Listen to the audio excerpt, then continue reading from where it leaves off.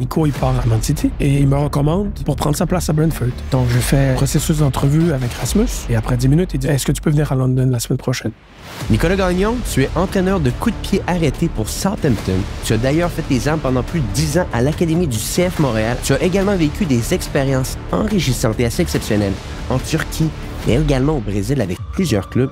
On avait un joueur qui monte la tête, mais zéro rotation du haut du corps. Une des premières tâches que j'ai fait, c'est que dans nos animations, c'est de les mettre sur leur qualité. Comment je peux m'assurer qu'il va être seul, qu'on va s'assurer que le joueur qui va le marquer, on va le perdre, et comment je peux le mettre à l'endroit où il marque le plus de buts de la tête, parce que c'est là, son endroit de prédilection. On m'a dit, quand je suis arrivé, il n'y a personne qui a un bon service sur balle arrêtée. Après un mois, il y en avait 4 qui étaient, c'était pas des Juninho, mais qui étaient bien. Turquie, comment sont venus te chercher? Nico me recommande à Andreas Georgsson, qui est à l'époque directeur sportif de Malmö. On s'appelle, puis donc le lendemain, je lui présente. Et 4-5 fois pendant l'entrevue, il me dit « Wow, c'est génial et j'ai jamais vu ça. » On reste en contact. 3 mois plus tard, je me réveille avec un message texte de lui. Il disait peut-être 6 heures le matin, je me réveille, je me retourne avec mon épouse, je fais « Ça te tente-tu d'aller en Turquie? » Nicolas Gagnon, tu es entraîneur de coups de pied arrêtés pour Southampton, une équipe de première ligue anglaise. Tu as d'ailleurs fait tes armes pendant plus de 10 ans à l'Académie du CF Montréal avant d'obtenir ta licence EFCL en collaboration avec la Fédération française de football et la MLS. Tu as également vécu des expériences enrichissantes et assez exceptionnelles en Turquie, mais également au Brésil avec plusieurs clubs. On va en parler d'ailleurs aujourd'hui. Nicolas, merci beaucoup d'être sur le podcast Histoire de foot. Ben, merci de me recevoir, Antoine. C'est grand plaisir. À Southampton, en plus. Exactement. Ça va être un beau moment. Je suis en Angleterre depuis à peu près 2 jours maintenant, puis on a un dimanche aujourd'hui, puis j'étais dans les trains hier, et tu vois tous les joueurs, tous les fans plutôt, aller dans leur stade de leurs équipes respectives pour voir les matchs. C'est assez inexplicable quasiment, l'euphorie qu'il y a en Angleterre avec le foot. C'est un truc que j'avais pas vu ailleurs. Ben, t'en as partout, hein, dans les trains, dans les bus, dans la rue. C'est assez exceptionnel. C'était la même chose au Brésil et en Turquie. Des fois, il fallait se couvrir un petit peu en Turquie et au Brésil, dépendamment d'où tu vas avec les maillots. Ouais. Mais le reste que l'euphorie est très grande, puis tu vois des fans partout. Ouais, des fans partout. Ils supportent leur équipe comme pas possible. Bon, de un, j'aimerais te féliciter. Entraîneur, coup de pied de coup de pied arrêté en première ligue. C'est quelque chose d'assez exceptionnel. On va parler, bien entendu, de ton parcours ensemble aujourd'hui, mais si on prend juste un pas de recul, quand tu as su que tu allais entraîner en première ligue, c'était quoi ta réaction? Ça m'a pris du temps à le réaliser. C'est quelque chose d'assez particulier parce que déjà, je ne sais même pas s'il y a un autre Québécois qui a été en première ligue, que ce soit comme joueur ou comme staff. Donc, ça a été ça paraissait un peu surréel. Mais en même temps, je dirais peut-être moins d'un mois avant, j'étais venu à Southampton, puis on avait regardé un entraînement. Là, j'étais comme analyste en recrutement pour Sport Republic à ce moment-là, sur une pause dans le coaching pour des raisons personnelles. Et quand j'avais vu les entraînements, je disais, je peux coacher là et je peux avoir un impact. Donc, c'est niaiseux, mais ça m'a préparé un tout petit peu à dire non, je suis capable d'œuvrer, de coacher à ce niveau-là. Mais le fait d'être en première ligne, tu sais, c'est... Même quand on joue à Anfield la semaine dernière, c'est surréel. C'est surréel, des frissons. C'est un des plus beaux moments que j'ai depuis que je suis ici, quand ils chantent You'll Never Walk Alone. Ouais. C'est des frissons en plus. En plus que Taffarel m'a reconnu. Donc, ça, c'était assez particulier. C'est la 3e fois qu'on le voit. Puis, Taffarel, la première fois, j'ai été le voir, puis je lui ai parlé. Moi, j'habitais dans le sud du Brésil. Puis, c'est de là qu'il vient. Donc, je lui ai parlé. Je ne vais pas parler en portugais, je lui ai parlé en gaúcho. Fait que c'est un peu comme si j'avais parlé avec l'accent du Saguenay à un Saguenayen, tu sais. Fait que, voilà, c'est un peu le même principe. Fait qu'il était... Hey, t'es brésilien, t'es gaúcho. Je dis, non, je suis canadien. Fait que déjà, je pense qu'il y a eu un peu de confusion. On s'est mis à parler un petit peu. La 2e fois qu'on a joué, qu'ils sont venus, on a reparlé un peu. Puis là, quand on est allé à Anfield, il m'a reconnu. Puis il est venu me voir, il m'a serré dans ses bras, on a parlé en place. Fait que c'était assez surréel parce que c'est un joueur que je regardais gagner la Coupe du Monde avec le Brésil quand quand j'étais tout petit, quoi. Donc, sur une des premières équipes qui m'a fasciné. Donc, c'est assez particulier comme moment. Puis pour situer les gens qui nous écoutent, tu as entraîné au Brésil, ta femme également est brésilienne et je pense que j'ai cru comprendre, vous parlez portugais beaucoup à la maison, c'est ça? Oui. On parle portugais qu'on est les trois ensemble avec ma fille. Avec ma fille, je vais parler français, surtout depuis qu'on est ici. Mais oui, on parle portugais à la maison. Donc, français, anglais, portugais, je pense que tu en parles un quatrième également, l'anglais. Un petit peu d'espagnol. Un petit peu d'espagnol. On n'a pas le choix en Europe. Hein. Je veux dire, tous les pays qui vont jouer au foot vont avoir des langues différentes. Donc, à un certain moment donné, il faut s'adapter. On recommence un petit peu. On va faire un retour en arrière. J'ai cru comprendre que tu joues au foot quand même quand tu étais jeune. Arrière gauche, tu marquais quand même beaucoup de buts, je pense, quand tu étais encore plus jeune avec une bonne frappe de la gauche. Donc, le foot, ça a commencé assez jeune pour toi. 4-5 ans, je crois bien. 3 ans. À 3 ans. 3 ans, j'ai commencé à jouer à Saint-Amand-d'Aquin, dans la région de Saint-Hyacinthe. Donc, ça fait un petit bout. Et voilà, après ça a été dans le quartier d'Ouville, que probablement peu de gens connaissent. Mais voilà, là, j'ai joué surtout dans la région de Saint-Hyacinthe. J'étais au Collège français pendant 3 ans. Et j'ai joué en équipe du Québec universitaire. J'essaie de... Voilà. Grosso modo, c'est à peu près ça. Là. C'est pas une carrière exceptionnelle. Je prenais les coups francs, les corners, je prenais toutes les balles arrêtées. Donc, ça, c'était... Voilà. C'était bien. C'est pas une carrière exceptionnelle, mais c'était intéressant, tu vois, parce que quand je suis arrivé ici, de temps en temps, on faisait des matchs de staff. Puis je sais qu'ils savaient pas trop à quoi s'attendre. Puis notamment le coach Russell, après le premier match, je fais « Nico, tu joues super bien, tu comprends le jeu, c'est bien techniquement. Hein? » Fait que je sais que même avec ma carrière très, très, très modeste dans le monde amateur au Québec, ils ont été impressionnés. Donc, c'était intéressant. C'est un bon signe. C'est un bon signe. Ils se disent, bon, les Canadiens, ils savent jouer un peu. Exact. Et souvent, il y a des joueurs, et je pense que j'ai fait partie un petit peu de ce style de joueur-là, qui peuvent avoir, on va réutiliser le terme que tu as utilisé, un talent modeste, c'est-à-dire qu'ils sont capables de se démarquer dans des championnats locaux, dans des championnats provinciaux, mais à un certain point, on frappe un mur et le mur est difficile à contourner. Mais pendant ces différentes années, on apprécie grandement le foot en général. On devient un petit peu passionné par l'aspect tactique, par comment tout ça se met en place. Certains en font des carrières de coach, d'autres deviennent des analystes. Et il y en a d'autres comme moi qui ne sont que des spectateurs, mais qui adorent regarder le foot en général.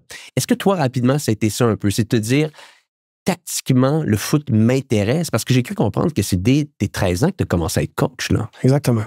Donc, j'ai commencé à 13 ans dans un autre quartier de la ville de Saint-Hyacinthe, là, avec les jeunes de 7-8 ans. Ouais. Ça fait 26 ans. Donc, je commençais à me douter que ça allait être difficile, tu sais, quand t'es rendu à 13, 14, 15 ans, puis là, tu vois les autres, tu sais, j'étais dans l'équipe du Québec, mais pas parmi les 5 meilleurs là, des équipes du Québec, là, loin de là. Donc, puis le coaching m'a toujours intéressé, puis je pense que même très jeune, j'aimais beaucoup jouer, puis j'aime encore jouer, mais j'ai toujours été un peu plus intéressé par le coaching que par le fait de jouer. Ouais. Donc, depuis très, très jeune. Puis je me souviens, là, j'avais, je pense, 12 ans. Puis là, les gens n'ont peut-être pas cette notion, mais quand j'avais 12 ans, là, il n'y avait personne qui travaillait à temps plein dans le foot au Québec, là, à part... Je suis même pas sûr que le coach de l'Impact de Montréal à l'époque, c'était son emploi à temps plein. Là. Puis je me souviens, ma mère dit, ben, qu'est-ce que tu veux faire dans la vie? Je vais travailler dans le foot. Elle a fait, ouais, mais comme vrai job, tu veux faire quoi? Ben, non, je vais travailler dans le foot. Je sais pas comment, je sais pas ça va être quoi le rôle, mais je vais travailler dans le foot. C'est ça que je veux. Puis, aujourd'hui, je repense à cette conversation-là, puis je veux dire, pauvre maman, parce que ça devait être un peu particulier, mais quand j'y repense, je pense que c'est quelque chose qui m'a toujours dirigé de l'intérieur, de dire, ben, je vais me trouver un chemin pour travailler dans le foot, puis j'ai toujours aimé le détail, enseigner, puis coacher, très, très, très, très jeune. Donc, c'est devenu presque naturel d'aller dans cette direction-là. J'avais 10 ans, là, Puis mes amis, ils capotaient quand on jouait aux jeux vidéo parce que ça me prenait 10 minutes à organiser mon équipe là, avant de commencer. Ils disaient, on peut-tu jouer, s'il vous plaît? Fait que, tu sais, j'ai toujours, tu sais, ça fait très, très, très longtemps là, que j'ai cette passion-là de coacher, de construire des équipes, de réfléchir à comment maximiser une équipe. Donc, on fait une petite pause sur l'épisode en cours pour vous dire une chose, pour vous dire merci. Merci d'être autant présent semaine après semaine sur le podcast Histoire de foot. Mon nom est Antoine Gagné, animateur et producteur du podcast, et je vous le dis, ça me fait chaud au cœur de voir qu'à chaque semaine, vous êtes présent pour écouter les différentes histoires de foot qu'on a avec nos invités. Maintenant, si vous écoutez le podcast depuis quelque temps maintenant, vous le voyez, on n'a pas de sponsor, on n'a pas de gens qui vont venir financer le podcast. Tout est fait avec notre propre argent de A à Z. Et la seule chose que vous pouvez faire aujourd'hui pour nous aider, pour nous encourager, c'est simplement de vous abonner. De vous abonner sur YouTube, de vous abonner sur Spotify ou encore sur Apple Podcasts. Plus l'auditoire grandit, plus qu'on va être capable d'avoir des invités de classe mondiale et de continuer à vous livrer des histoires de foot qui vont pouvoir marquer votre esprit. Donc, je vous remercie encore. De retour à l'épisode en cours. Tu vois, il y avait Serge Linkota, que je crois que tu connais très bien. Vous vous êtes côtoyés pendant plusieurs années dans le foot, spécifiquement au CF Montréal, je crois bien. Et il nous disait dans un podcast qu'à un moment donné, il y a eu un déclic, que le coaching, l'analyse tactique le stimulait à un point qui commençait à 7-8 heures le matin au stade jusqu'à 23 heures le soir, puis il ne pouvait pas sortir du stade d'entraînement parce qu'il était tellement stimulé par tout ça. Avec un pas de recul, toi, quand tu regardes le foot, qu'est-ce qui t'a stimulé plus qu'autre chose? Est-ce que rapidement, ça a été les coups de pied arrêtés? Est-ce que ça a été la manière de construire l'équipe? Est-ce que c'est les entraînements? Est-ce qu'il y avait quelque chose comme ça qui te stimulait un peu plus? Je dirais que il n'y a pas une chose, c'est pas nécessairement l'analyse tactique en premier, ça en fait partie. Mais je pense que j'ai toujours eu conscience que c'est le coaching qui m'intéressait. Comment je pourrais dire ça? D'une manière holistique. Puis là, je n'avais pas ces termes-là à 13, 14, 15 ans, évidemment, mais c'était pas juste l'analyse tactique. C'était l'exigence sur les exercices, sur l'entraînement. C'était la préparation. Toujours très préparé. J'avais 13 ans, là, je préparais mes entraînements, puis j'en avais une dizaine par semaine à préparer à 14-15 ans. Là. Sûr qu'il y en avait, pas sûr qu'il y a beaucoup de coachs, 14-15 ans, qui avaient déjà ce nombre-là d'entraînements qu'ils faisaient, qui coachaient, mais tout était préparé. Fait que, tu sais, c'était...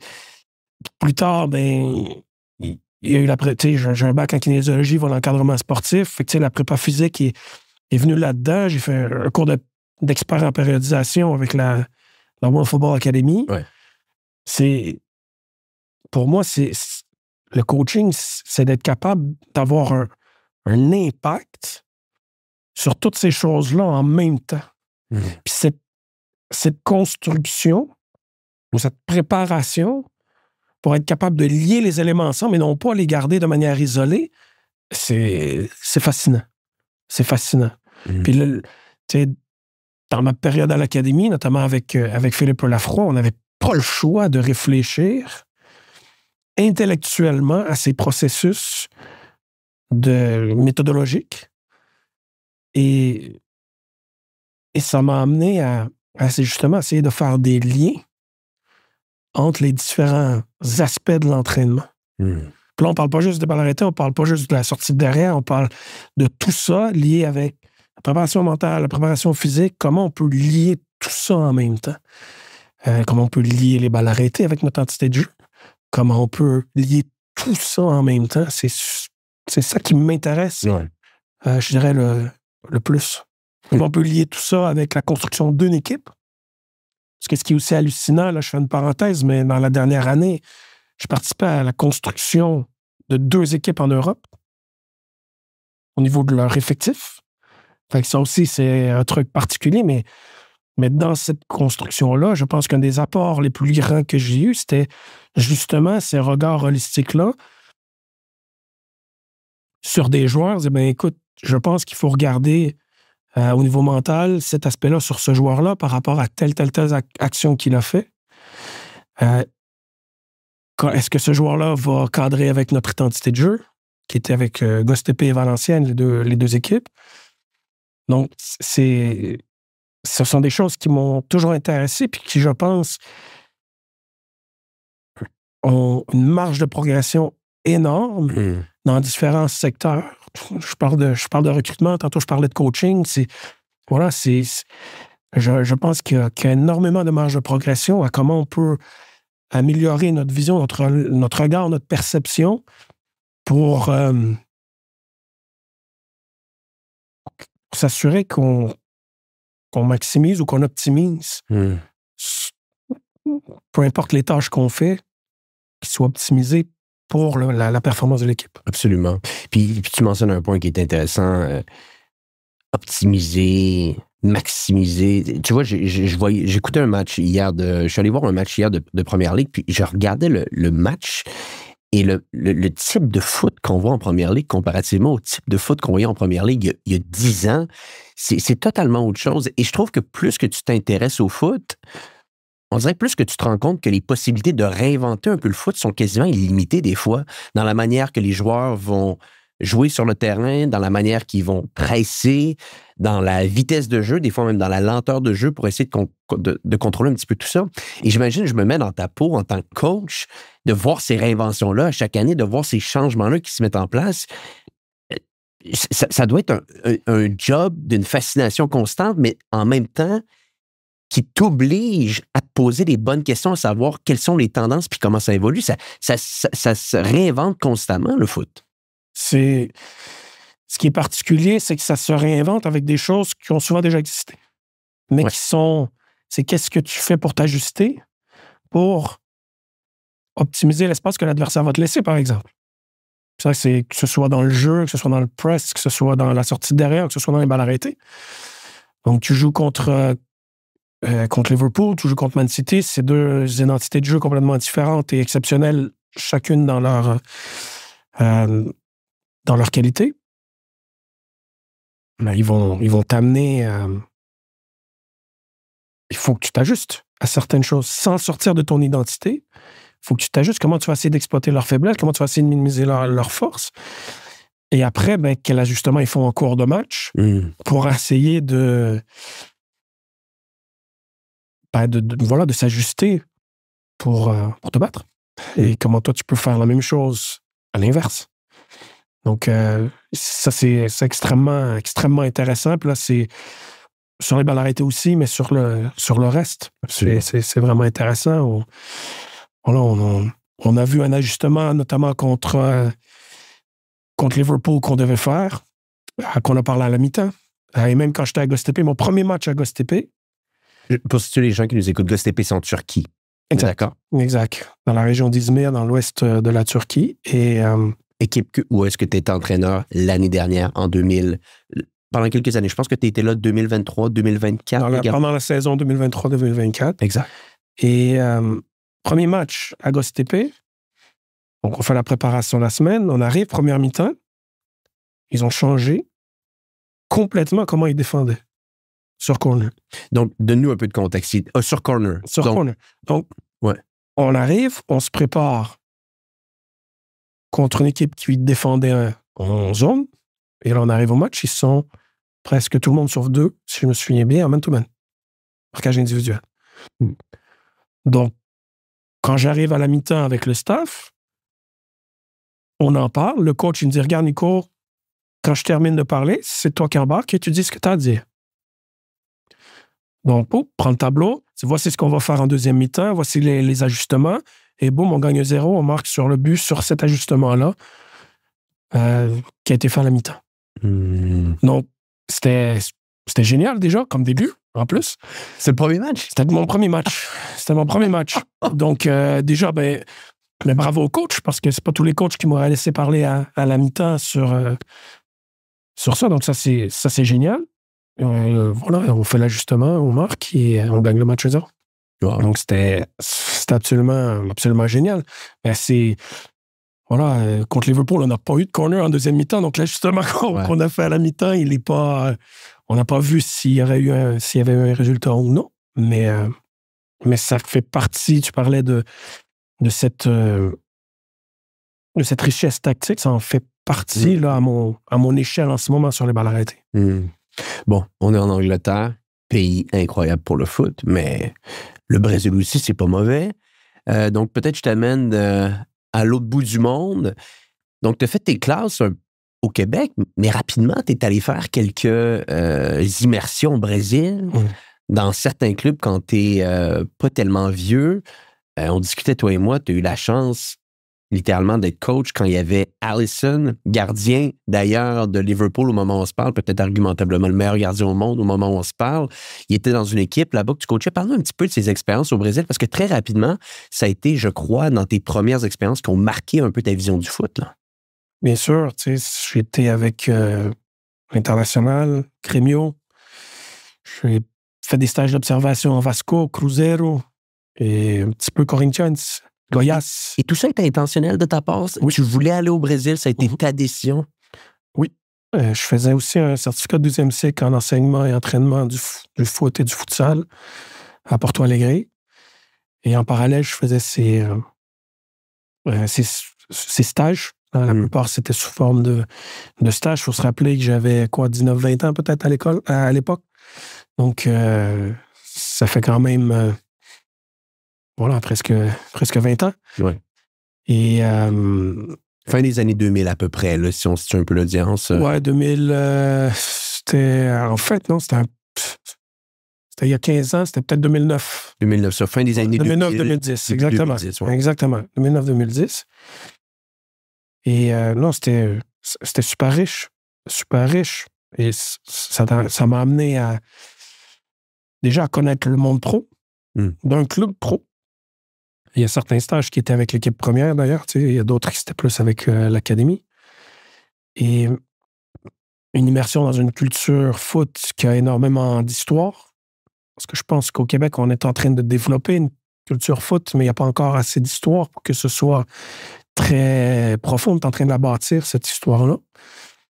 Là-bas, il y a des matchs de 3e division à la télé tous les soirs, quasiment. Tu sais, c'est un truc... il y a 15 ans, on avait de la difficulté à avoir des matchs. Même encore, des fois, on a de la difficulté à avoir des matchs de notre équipe nationale à la télé. Donc, voilà.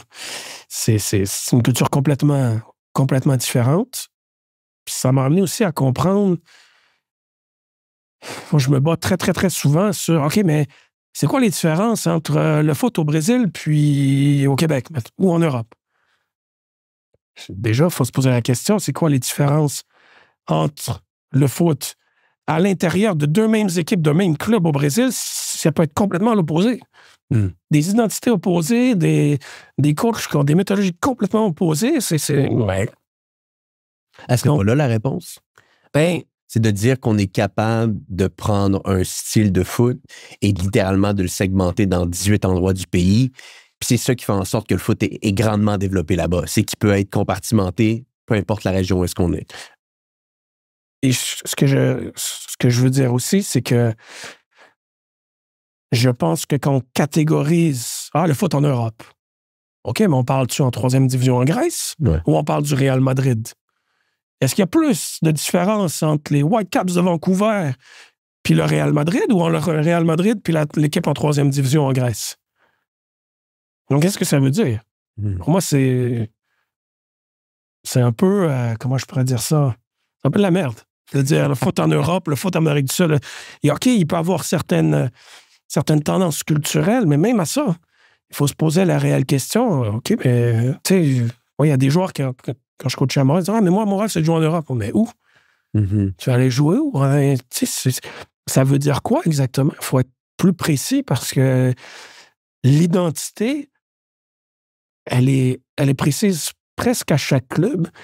Puis il peut y avoir certaines tendances sur des pays, mais même à ça.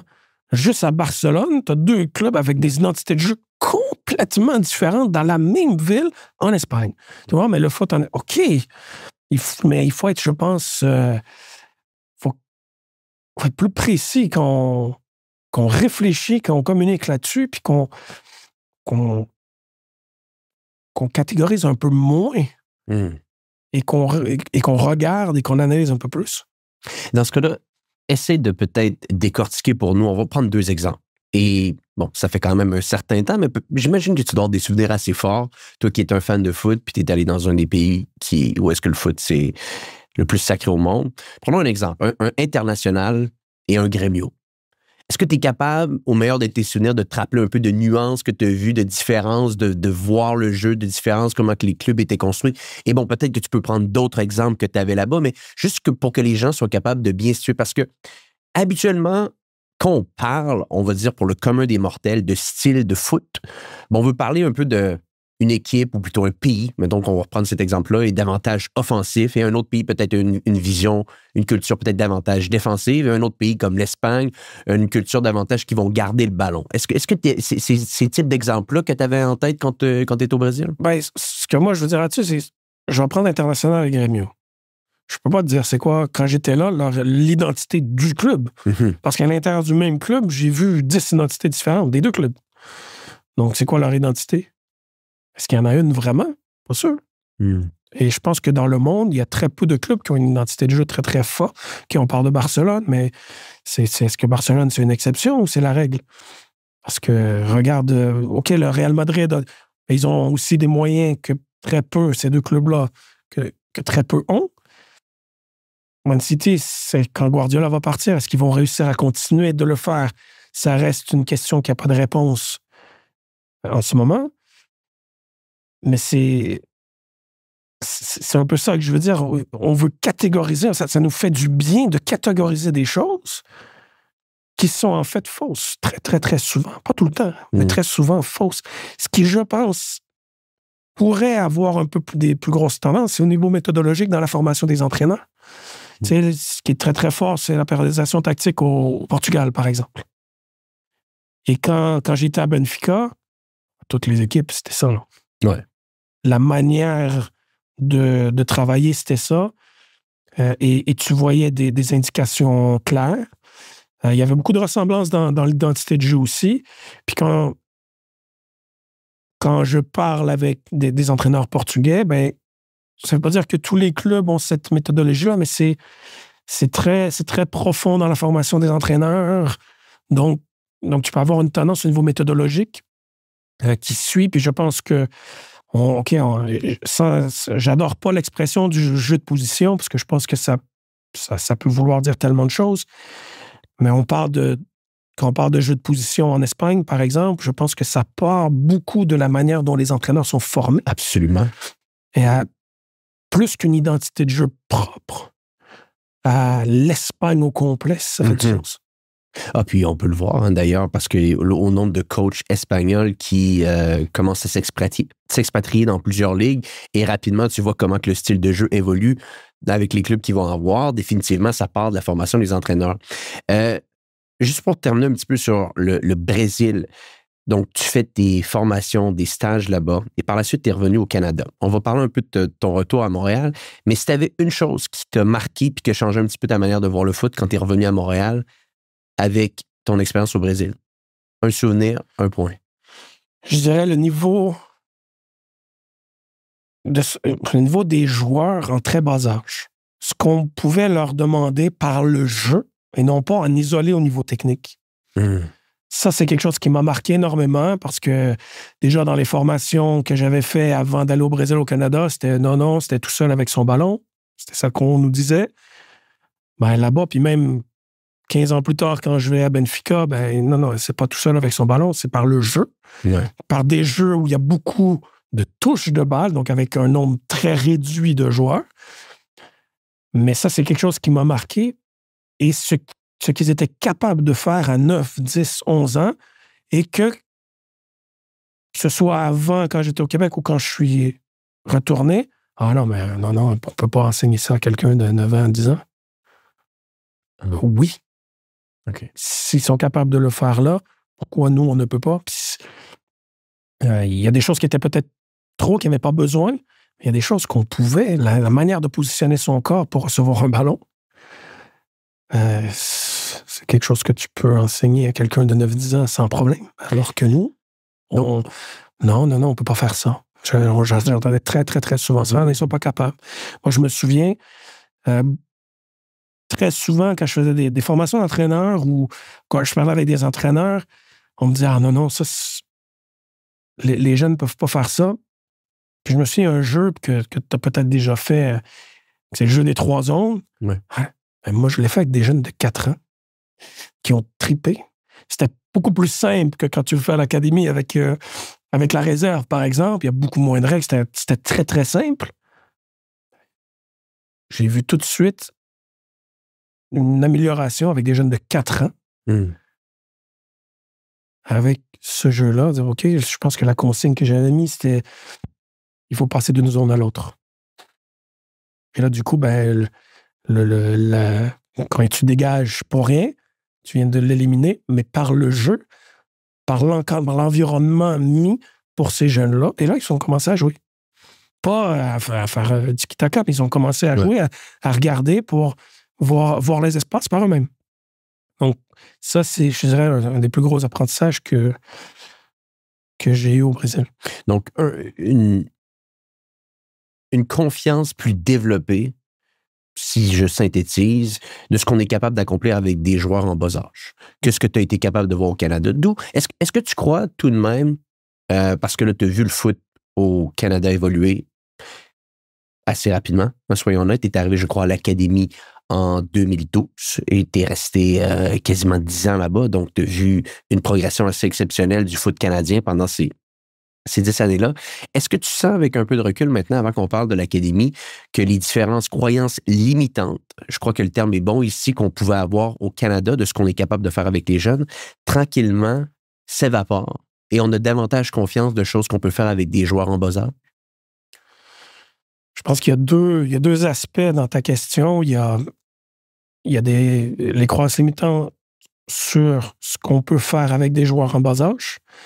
Et juste pour m'assurer qu'il y a moins d'incompréhension, je ne parle pas au niveau tactique, on parle vraiment du joueur et ce qui se passe autour de lui, et non pas sur la formation, mais vraiment de ce que le joueur est capable de faire avec les 2-3 joueurs autour de lui, par exemple. Et il y a la croyance limitante sur ce qu'un Québécois ou un Canadien peut faire à l'international. Je pense que je comprends ces deux aspects-là à l'intérieur de ta question et je pense que ça l'évolue. Je pense qu'Alphonso Davies a fait du bien. Une des missions que j'essaie de faire dans ma carrière, c'est aussi d'ouvrir des portes, de briser certaines barrières par rapport à ça. Et je pense que juste le fait d'être en première ligue, j'espère que ça va aider. Mais ça prend du temps. C'est pas comme ça.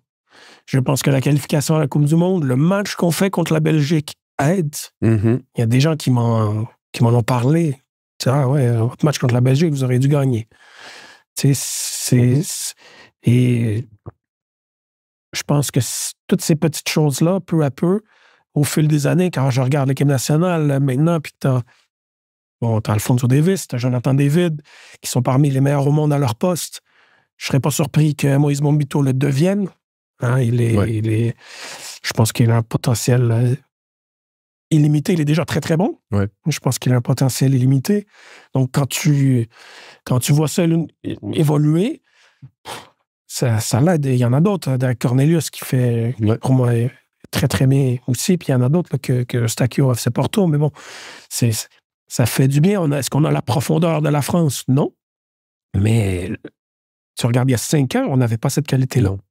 C'est énorme. Je pense que c'est indéniable l'évolution qu'il y a du foot canadien maintenant en Europe. Et bon, si on reprend un petit peu ton parcours, donc tu quittes le Brésil, tu reviens au Canada et de ce que je comprends, c'est un peu par hasard que tu es rentré à l'académie ou plutôt tu cognais à des portes, puis là, à un certain moment donné, tu parles avec certaines personnes qui te donnent la chance de venir assister à des entraînements. Si je ne me trompe pas, c'est Olivier Brett d'ailleurs qui t'avait donné la possibilité de venir voir un entraînement qui était donné par Philippe et je pense qu'Olivier Brett était assistant coach de Philippe à ce moment-là.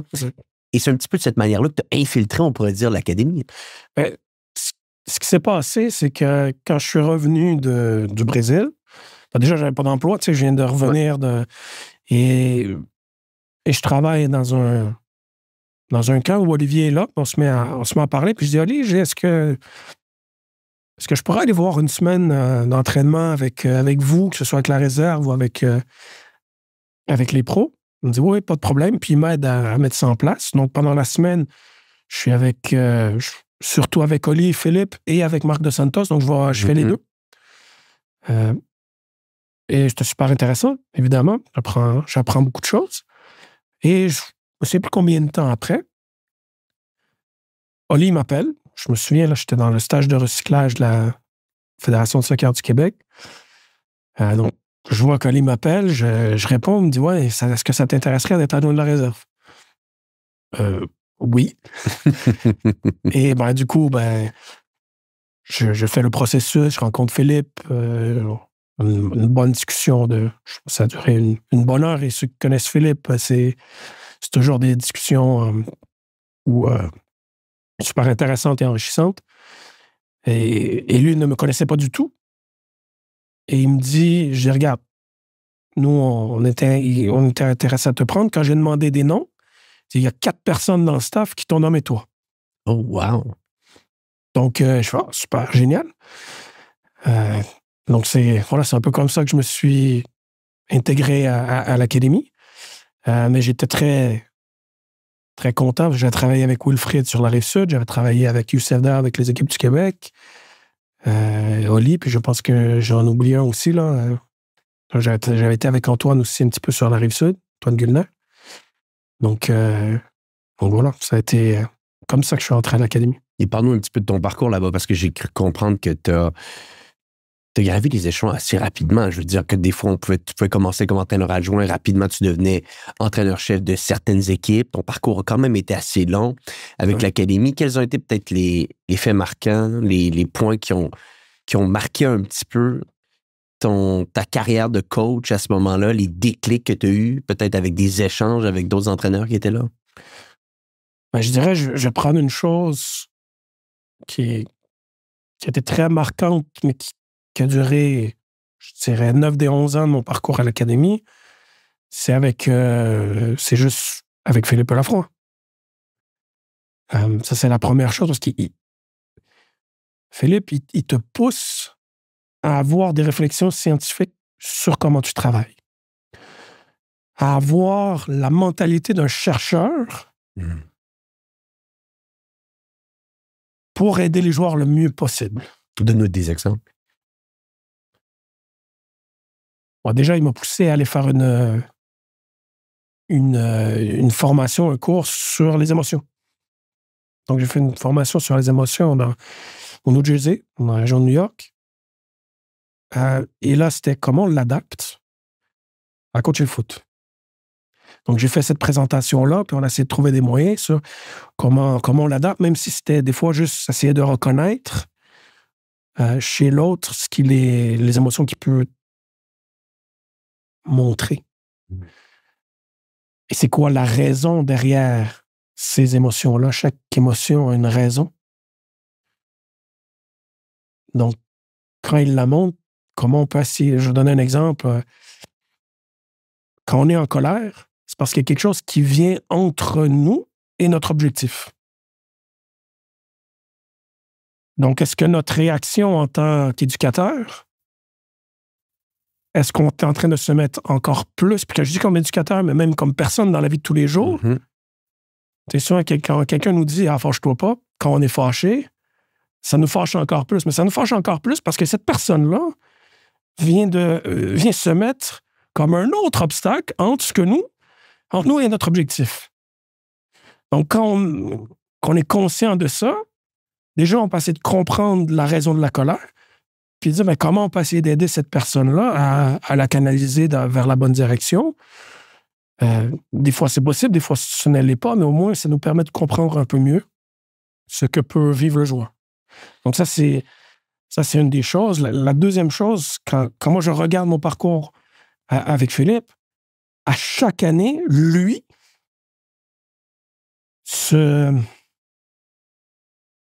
amenait des choses de plus. Il nous amenait à réfléchir plus en profondeur sur certaines choses.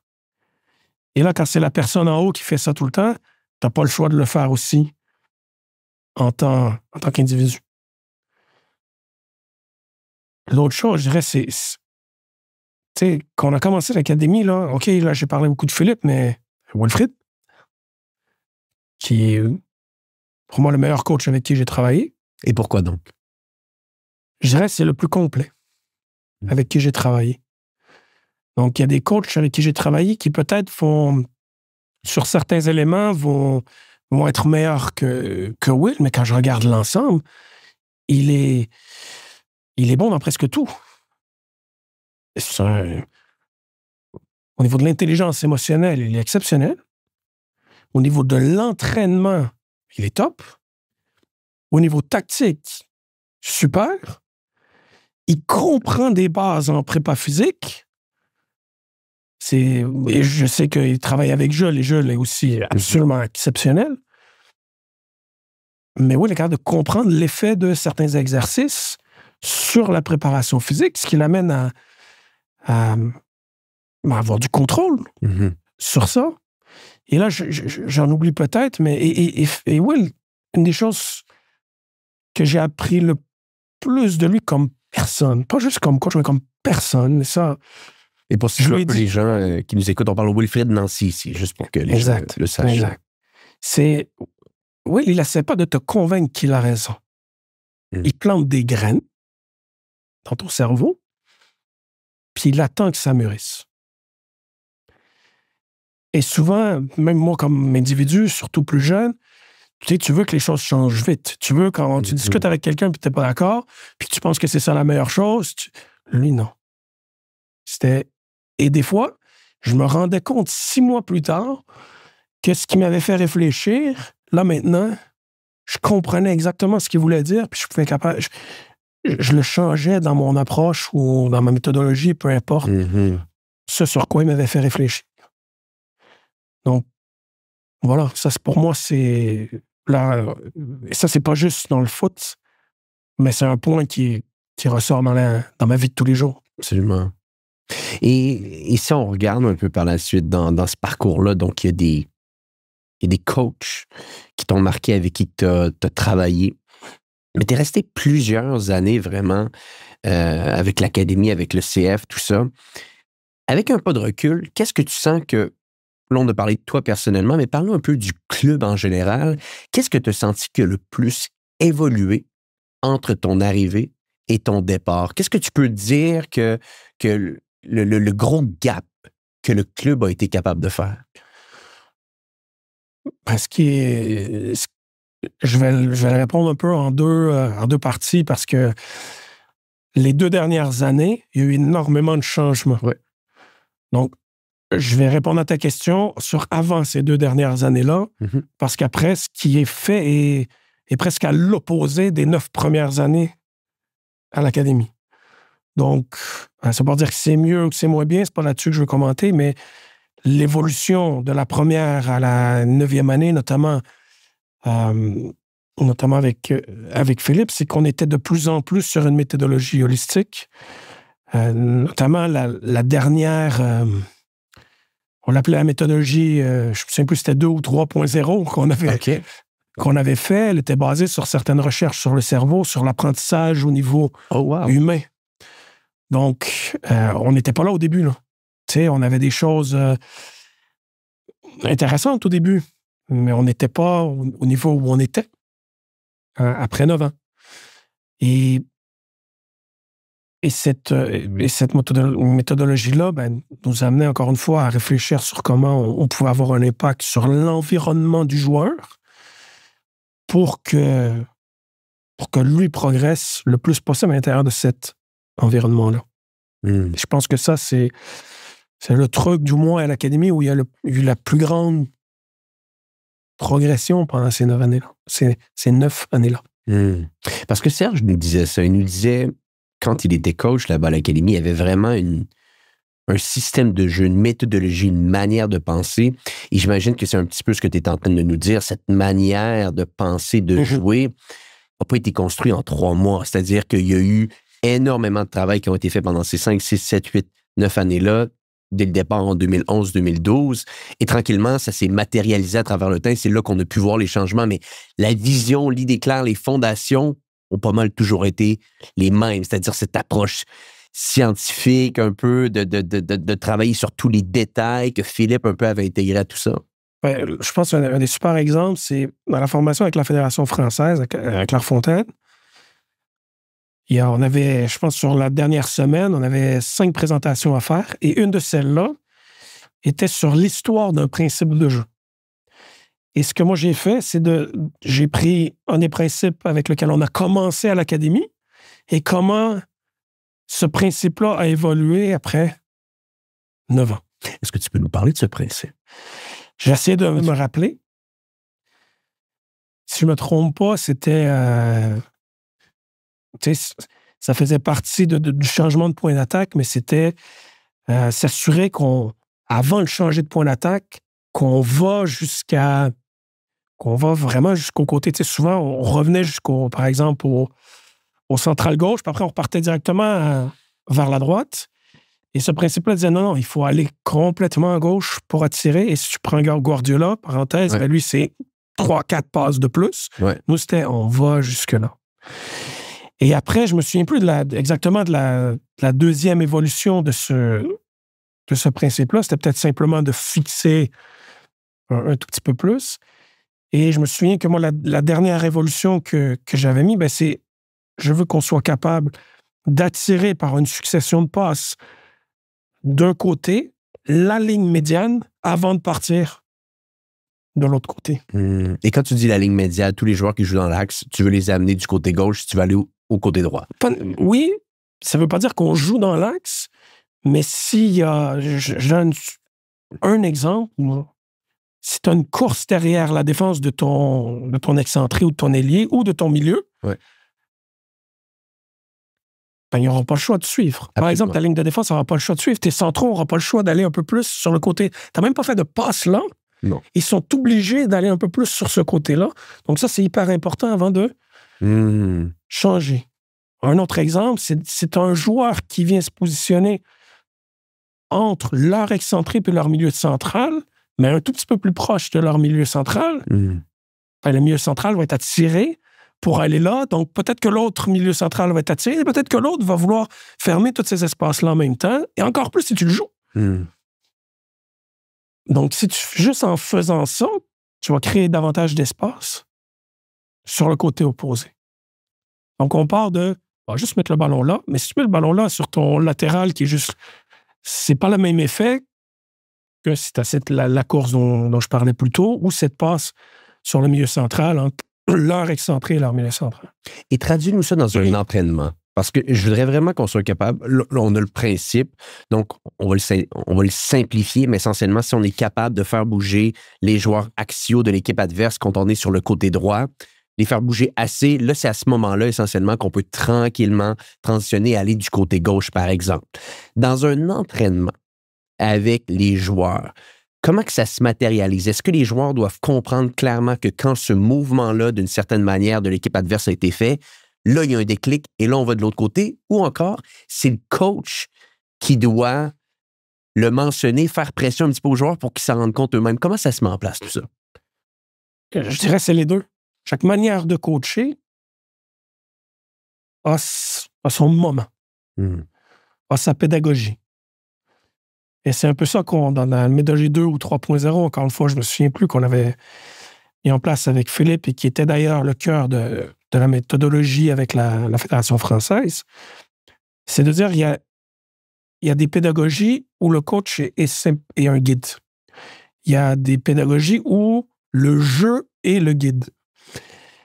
Il y a des pédagogies où le coach est beaucoup plus directif. Et là, on vient toucher à 3 différentes parties du cerveau. Et on vient de toucher à... Il y a des joueurs qui vont répondre davantage à une des 3. Donc, tu vas toucher un plus grand nombre de joueurs quand ces 3 pédagogies-là sont touchées sur le même principe. Que ce soit à l'intérieur d'un entraînement ou de plusieurs entraînements, c'est bien, mais c'est important de toucher aux 3. Donc, et ce qui est extrêmement important dans les 3 pédagogies, c'est que l'environnement créé stimule la situation que tu veux reproduire avec une fréquence relativement élevée de ce genre de situation-là sans que ce soit faux. Il faut que ce soit réaliste. On parlait, OK, on veut changer le point d'attaque, on les attire d'un côté, on les fait sortir, pas de problème. Mais s'ils ne sortent pas, il faut que le joueur soit capable quand même de reconnaître que peut-être que la solution est du même côté. Ouais. Et ça, c'est bien. C'est ça le jeu. C'est cette reconnaissance d'espace, de situation que tu peux...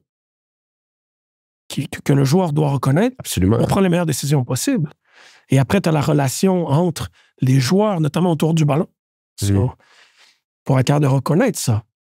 Si tout le monde reconnaît la même situation en même temps, tu as plus de chances de battre l'adversaire. Absolument. Parce que c'est ça, le travail d'un coach, au final, j'ai l'impression, c'est de se dire, on doit trouver une manière d'être le meilleur pédagogue possible pour faire en sorte que le joueur, tranquillement à travers le temps, soit capable de reconnaître ces concepts de jeu-là qui sont en train de se mettre en place sous ses yeux. Parce que c'est pas tous les joueurs qui peuvent avoir des fois ce réflexe-là de comprendre que ce joueur-là est en train de bouger, alors je peux faire l'action X. Et c'est à force, j'imagine, comme tu l'as mentionné, d'entraînement fréquent, de ramener ça à la tête du joueur, que tranquillement, il est capable d'évoluer par lui-même. Mais c'est là qu'on va être capable de voir aussi l'impact d'un coach, si les joueurs sont capables d'adopter cette vision-là, de comprendre ces principes-là. Oui, et ce qui est particulier, c'est que, dépendamment de l'identité de jeu, la reconnaissance de situation n'est peut-être pas la même. Donc, un coach, par exemple, va peut-être, dans une certaine situation, vouloir une passe courte. Je fais un exemple peut-être trop simple. Et dans la même situation, un autre coach va vouloir une passe longue derrière la défense. Ça ne veut pas dire que c'est vrai ou que c'est faux, mais ce qui est important, c'est comment le coach met l'environnement en place et comment la clarté nécessaire pour que les joueurs reconnaissent la même situation en même temps. Sans que ce soit prévisible. Ça fait du sens. C'est la vision du coach au final. C'est son travail un peu d'instaurer, d'intégrer sa vision aux joueurs et par la suite que les joueurs soient capables d'acheter cette vision-là. Donc, on voit un peu la dynamique quasiment scientifique qui a évolué au CF. Ça, c'est intéressant. C'est à quel moment que tranquillement tu tombes en amour avec les coups de pied arrêtés? Ben écoute... Est-ce que c'est pendant cette période-là? Ça a été, je dirais, je me souviens plus quelle année exactement, mais peut-être 2015-2016. Je vais passer une semaine avec Nicolas Jauvert, qui est aujourd'hui entraîneur des balles arrêtées d'Arsenal. Et à ce moment-là, il est avec Brentford. Donc, pour l'anecdote, Nico et moi, on a joué ensemble à l'Université de Sherbrooke. On a travaillé ensemble avec le Dynamics de Sherbrooke, qui est un club qui n'existe plus, mais qui était un club de la région de Sherbrooke à l'époque, où que Nico était directeur technique et moi, je l'aidais sur les programmes. Donc, on a travaillé ensemble, on a joué ensemble et on est resté en contact toutes ces années-là, encore aujourd'hui. Et je demande à Nico si je peux aller passer une semaine, voir ce qu'il fait, voir ce que le club fait. Mais au départ, moi, je regardais un peu tout, puis on verra sur les balles arrêtées. Mais c'était pas nécessairement quelque chose où j'avais un intérêt avant cette semaine-là. Et là, pendant que la semaine se passe, il y a énormément de perceptions sur les balles arrêtées, mais qui changent complètement.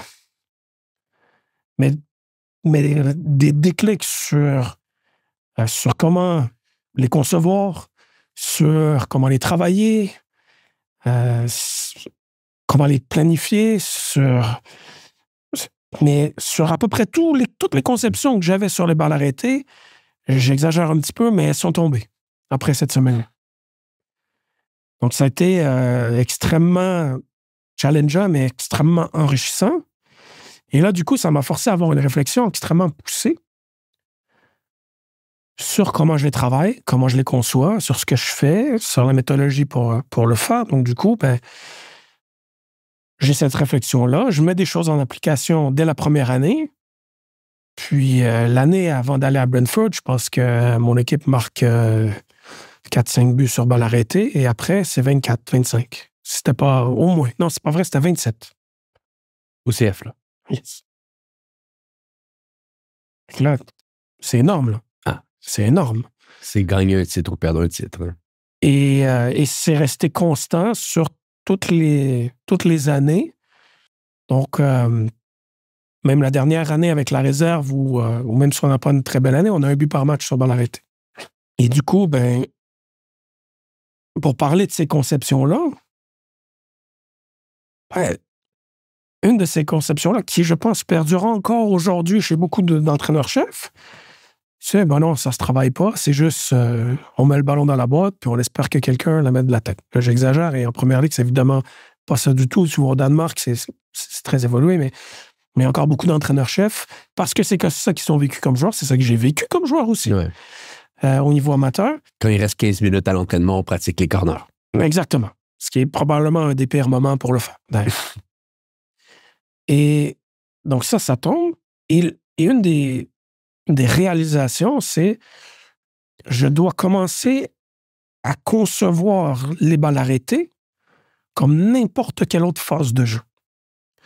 Donc, je me dis, qu'est-ce que je fais pour construire ma sortie de derrière ou mon press? Puis là, quand tu demandes ça à la plupart des coachs, principe de jeu, nanana, comment je vais les travailler, papa. Puis là, OK. Donc, quels sont mes principes de jeu sur corner? Donc, je commence à mettre des principes de jeu sur corner, sur coup franc, et je commence à en mettre en place. Et aujourd'hui, ben, j'ai une identité de jeu sur balle arrêtée, qui est encore plus poussée que celle d'il y a 8-9 ans, qui est vraiment sur même certains types de corners, courts par exemple. C'est des principes différents, évidemment, que sur des corners rentrants, sortants, etc.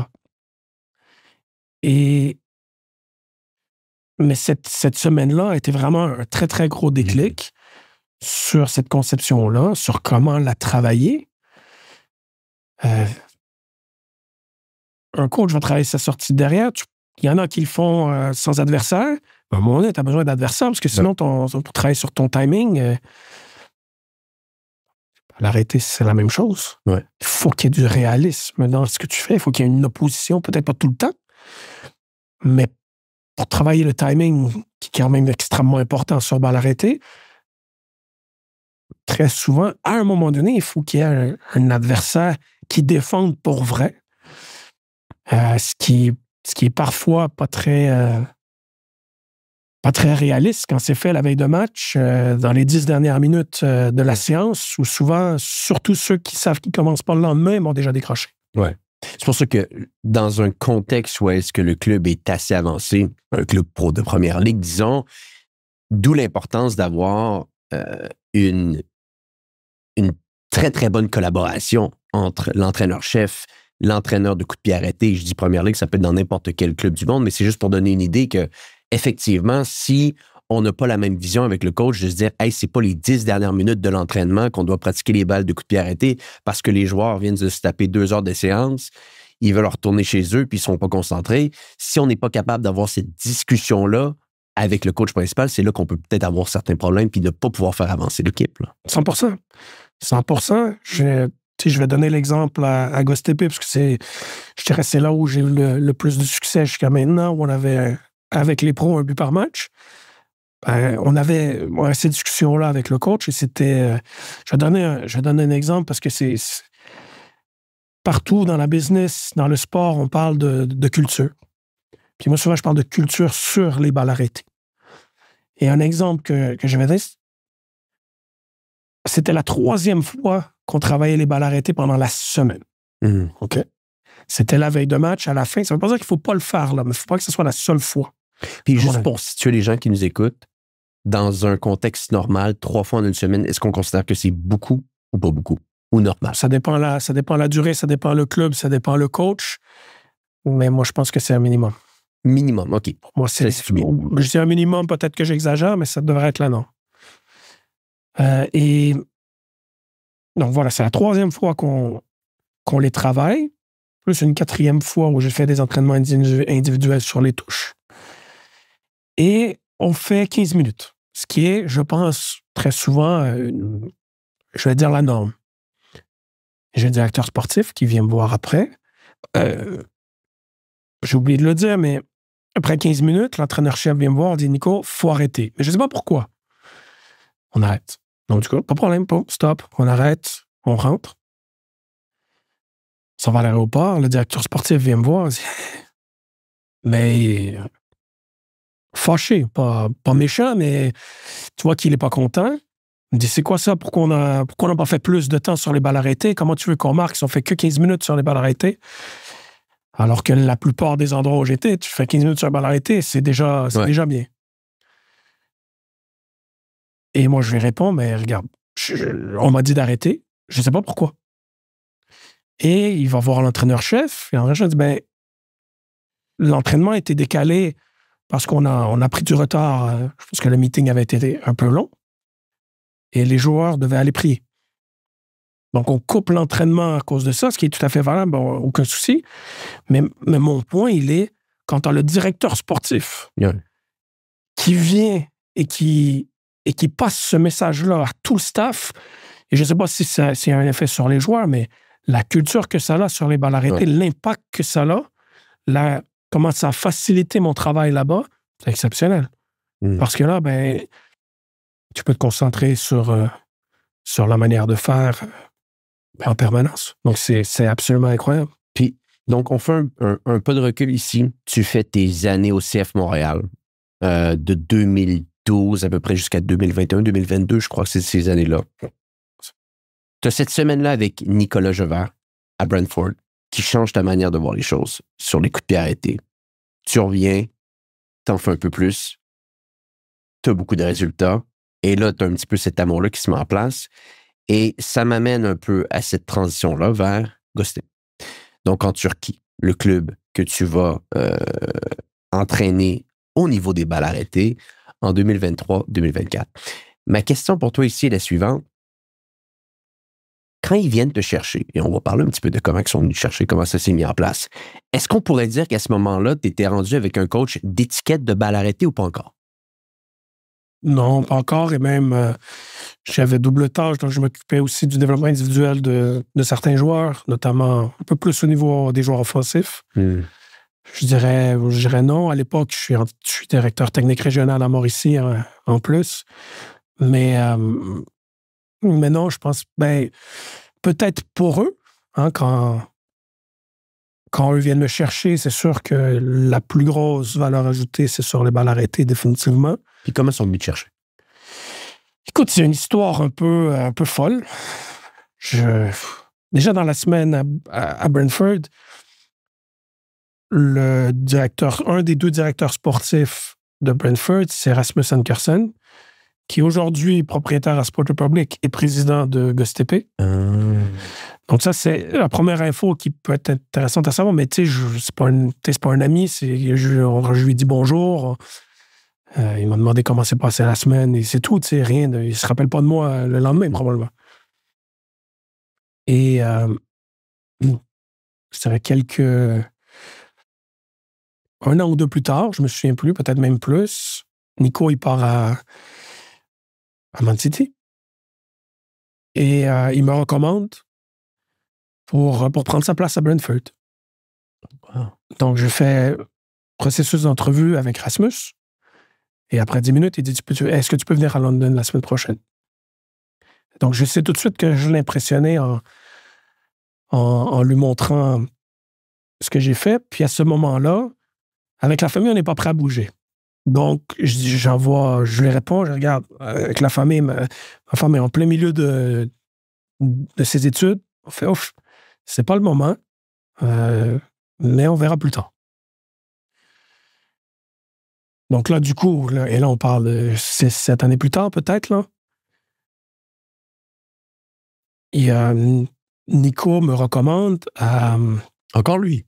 Ouais, il me recommande à Andreas Georgsson, qui est, à l'époque, directeur sportif de Malmö, en Suède. Donc, on s'appelle, et je sens au début de l'appel, il m'appelle juste parce que c'est Nico qui le recommande. Parce que Canadien, tu sais, je le sentais, là, c'était pas... voilà. Je suis obligé de t'appeler parce que c'est une super recommandation de Nico Jever, Arsenal. Mais je le sens dans sa voix au début. Et après 30 minutes, il me dit, quand est-ce que tu peux commencer? T'as l'air d'être bon dans les entretiens d'embauche, est-ce que je me trompe? Ça dépend lesquels. Oh, mais en tout cas, là, la discussion se passe très, très bien. Il me dit, regarde, il dit, prépare-moi quelque chose, j'aimerais que tu me présentes un peu plus en profondeur ce que tu fais sur le développement individuel et ce que tu fais sur les balles arrêtées demain. Il dit, ça n'a pas besoin d'être top, mais sur la manière, mais présente-moi ce que tu fais. Puis donc, le lendemain, je lui présente. Et que ce soit dans le développement individuel ou sur les balles arrêtées, 4-5 fois, puis il faut dire, André Georgson, il a déjà été entraîneur des balles arrêtées à Arsenal aussi après Nico. C'est lui qui a été embauché après Brentford quand moi j'ai fait le processus d'entrevue.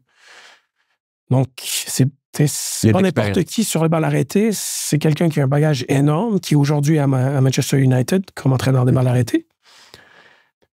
Et 4-5 fois pendant l'entrevue, il me dit « Wow, c'est génial et j'ai jamais vu ça. » On finit l'entretien. Il dit « Regarde, il dit, je parle au coach, mais il dit, si ça fonctionne, j'aimerais que tu commences rapidement. » Et là, pas de nouvelles. Et finalement, après, je pense, 10 jours, 2 semaines, il dit, ouais, je comprends, il me le dit pas comme ça, mais je comprends que le coach voulait quelqu'un de local. Quelqu'un, je sais pas s'il le connaissait, mais il voulait quelqu'un de local, ce qui est compréhensible. Et voilà, dans le foot, ces choses-là arrivent souvent. Et là, je dirais 2-3 mois plus tard, ben, il me dit, Andreas, on reste en contact parce que j'ai beaucoup aimé ce que tu fais. On reste en contact. 3 mois plus tard, je me réveille avec un message texte de lui qui me dit, est-ce que tu veux aller en Turquie? Oh. Donc, pendant ce temps-là, il est devenu entraîneur des balles arrêtées de Southampton, qui fait partie de Sport Republic. GosTP fait partie de Sport Republic aussi, et il sera à la recherche d'un entraîneur des balles arrêtées pour GosTP. Donc, je suis dans le lit un peu... C'est le matin que tu reçois ça, là? Non, j'ai peut-être 6 heures le matin, je me réveille, je me retourne avec mon épouse, je fais « Ça te tente-tu d'aller en Turquie? »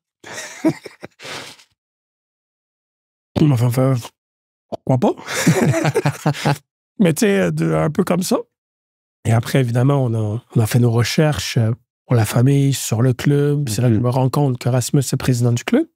Ça m'a sécurisé un peu parce qu'il y a quand même des histoires assez loufoques en Turquie qui se confirment chez les autres clubs quand j'y vais, mais pas... Lesquels? J'ai une discussion avec un joueur qui a le niveau pour être en première division, mais qui est venu chez nous. On est en deuxième division à l'époque. On a été promus cette année-là, mais il me dit, Nico, j'ai pas reçu mon salaire pendant 1 an. Oh, wow. Je dis, je suis en dispute avec la FIFA, avec le club. Je dis, comment tu faisais? Ben, au moins, il me donnait les bonus. Donc, ça, c'est des histoires qui peuvent arriver. Mais bon, le fait que je joue à Sport Republic, je sais que ça va être sérieux. Voilà. Et on regarde, c'est un des meilleurs systèmes de santé au monde. Au niveau des écoles, il y a des super écoles pour ma fille. Ça peut être une expérience foot et au niveau familial. On fait OK, pourquoi pas? Et je pense, je fais le processus d'entrevue. Je parle avec le coach. Le coach, après 10 minutes, il me dit, c'est toi que je veux. On va même pas faire d'autres entrevues. C'est toi que je veux. C'est toi qui viens. J'ai jamais vu de trucs aussi poussés sur les balles arrêtées. Et du coup, je présente au directeur sportif voilà, des trucs sur les balles arrêtées. Ivan Mons, qui est extraordinaire d'ailleurs, comme directeur sportif.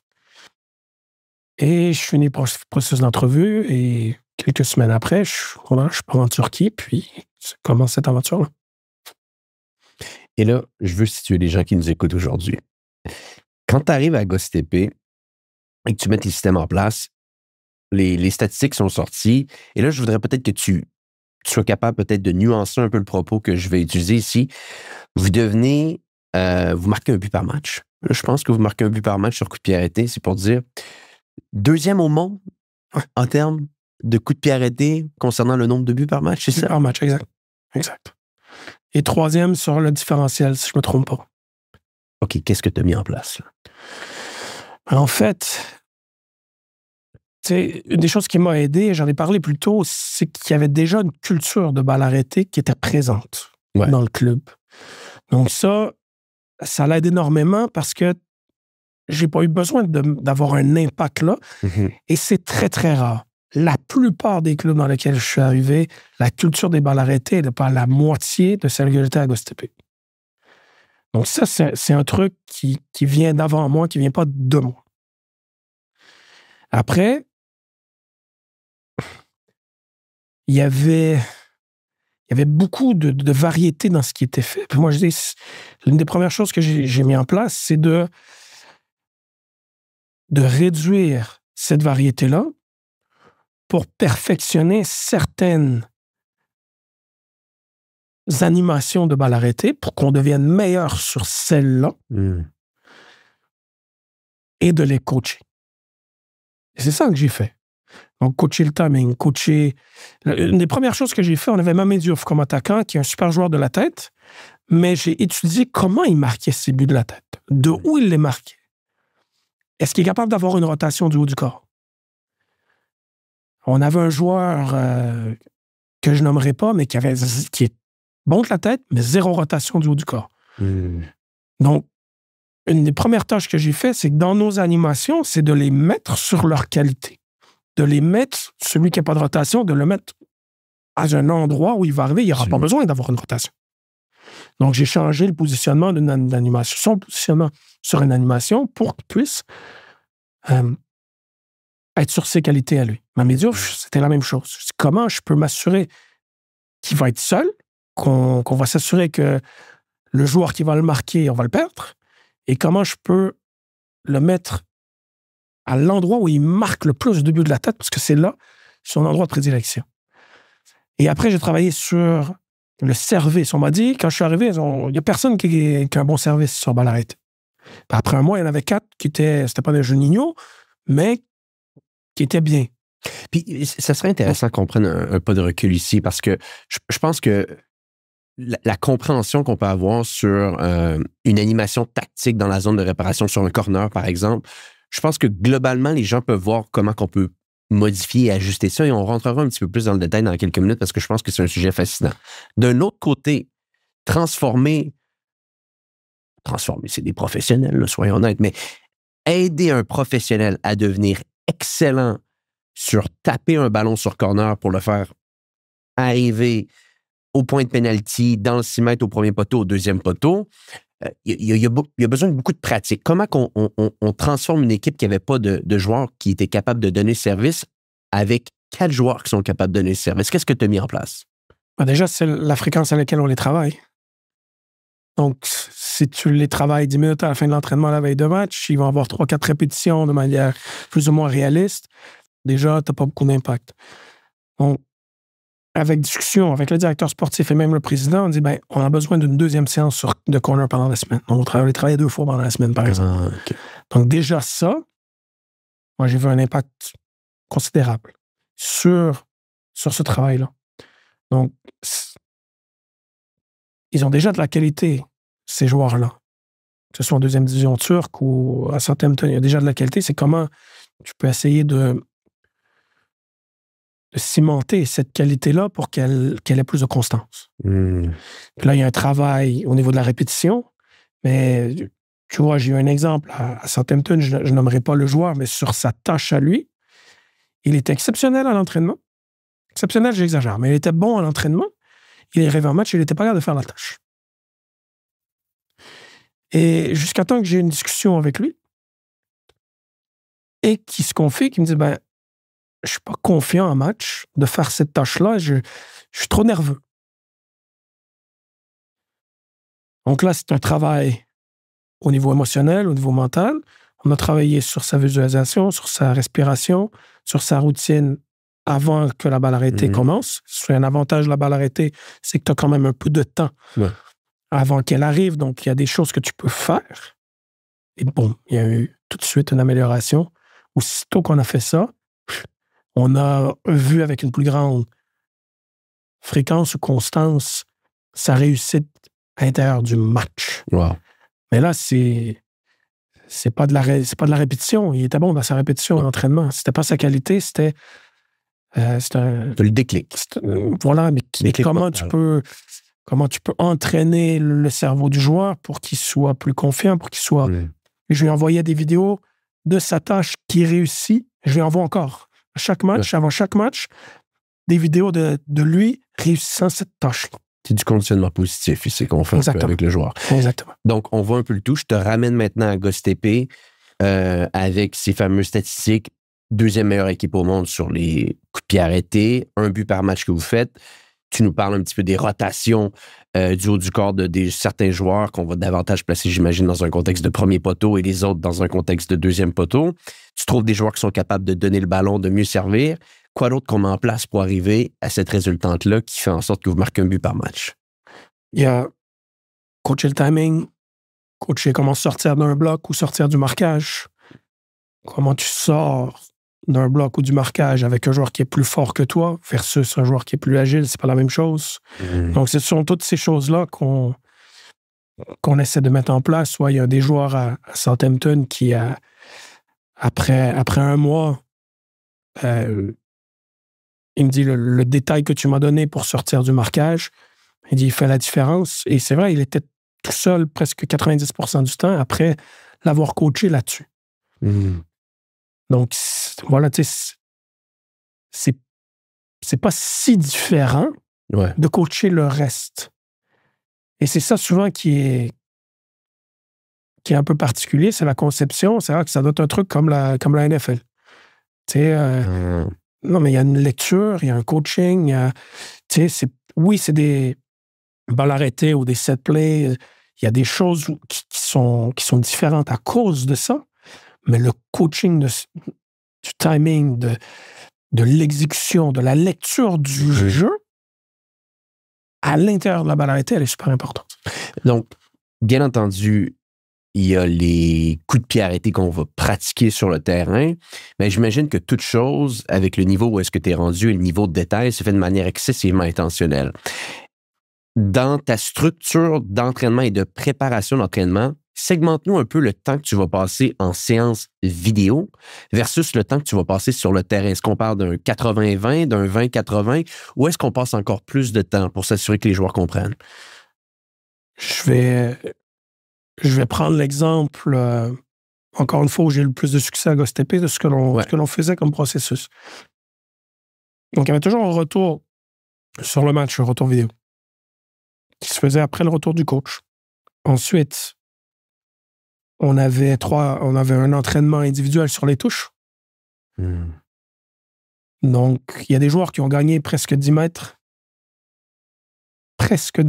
en 1 mois sur les touches avec cet entraînement-là de semaine en semaine. Et c'était pas dans le gym, là.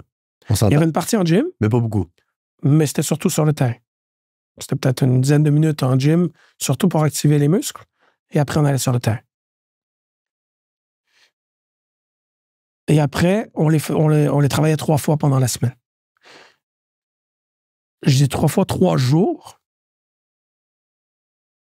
Il y a une journée qui est évidemment plus dédiée au niveau défensif. 2 journées plus au niveau offensif. Et des fois, on essaie de les intégrer à l'intérieur du 11 contre 11. Non, pas juste de le faire en isolé, mais qu'il y a certaines choses, qu'est-ce qu'on peut faire à l'intérieur du jeu. Donc, et quand on travaillait au niveau offensif, on regardait en vidéo avant l'entraînement comment l'adversaire... Si on travaillait au niveau offensif, on regardait les balles arrêtées défensives de l'adversaire et vice-versa. Quand on travaillait au niveau défensif, on regardait, on analysait, on montrait aux joueurs ce que faisait l'adversaire. Pour que ce soit concret pour eux, puis après qu'on les met en place, ben voilà. L'adversaire fait ce que l'adversaire va faire pendant le match. Donc, ça se rapproche le plus possible et qu'il y a le plus possible de transfert. Et même, tu vois, avec Rade Kokovic, l'entraîneur GhostTP, dont le père a joué à Montréal, je pense avec le Supra. Même la journée du match, il y avait le plan de match sur balle arrêtée au niveau vidéo. Donc, on passait les vidéos Par exemple, une vidéo de l'adversaire, un de nous en entraînement, on faisait ça comme ça. Et il y avait, même pendant la semaine, parfois, où on faisait une rétroaction de l'entraînement sur balle arrêtée à la fin de la rétroaction de l'entraînement de l'entraîneur-chef. C'est tellement fascinant. Donc, on voit que c'est vraiment cette question de culture-là qui fait toute la différence parce que juste de donner autant d'importance au coup de pied arrêté provenant du directeur sportif, provenant du coach, qu'une section uniquement pour les coups de pied arrêtés, toi, ça te donne de la légitimité dans ton rôle. Exact. Parce que c'est sûr que tu as besoin à la fin de la journée. C'est que le coach principal te donne les pouvoirs dont tu as besoin pour faire ton travail et ça, c'est un peu ton défi dans n'importe quel club que tu vas aller. Est-ce que je suis légitime ici ou est-ce qu'on ne me donne pas encore ma légitimité parce que, rien contre moi, c'est simplement qu'on ne considère pas ça nécessairement important dans le schéma du jeu? Oui, puis chaque entraîneur est différent. Ouais. Chaque entraîneur a des priorités différentes. C'est correct, c'est pas un reproche, c'est ça la réalité. Et chaque entraîneur a des volontés différentes au niveau des balles arrêtées aussi, où l'on doit s'adapter. Qui peuvent même dépendre de l'identité de jeu. Certaines identités de jeu vont avoir plus ou moins de balles arrêtées. Certaines identités de jeu vont demander certaines choses, vont avoir des conséquences sur les balles arrêtées. Plus tu as une équipe qui veut jouer au ballon avec un jeu de possession, avec des petits joueurs sur le terrain très technique, moins tu as de ressources souvent au niveau du jeu de tête. C'est une conséquence directe. Ça ne veut pas dire qu'il faut mettre des grands et costauds. Ça veut dire que ça va avoir une conséquence sur ce que tu vas faire au niveau des balles arrêtées pour aller chercher les qualités de ces joueurs-là. C'est surtout ça que je veux dire. Mais voilà, l'identité de jeu, là, il y a des coachs qui vont être confortables à faire certaines choses, mais qui vont pas l'être à en faire d'autres, et on doit s'adapter à ça, puis c'est normal, c'est tout à fait correct. Et bon, tu rentres avec Göztepe, vous êtes en division 2 turque. Finalement, vous passez en promotion, vous passez en division 1.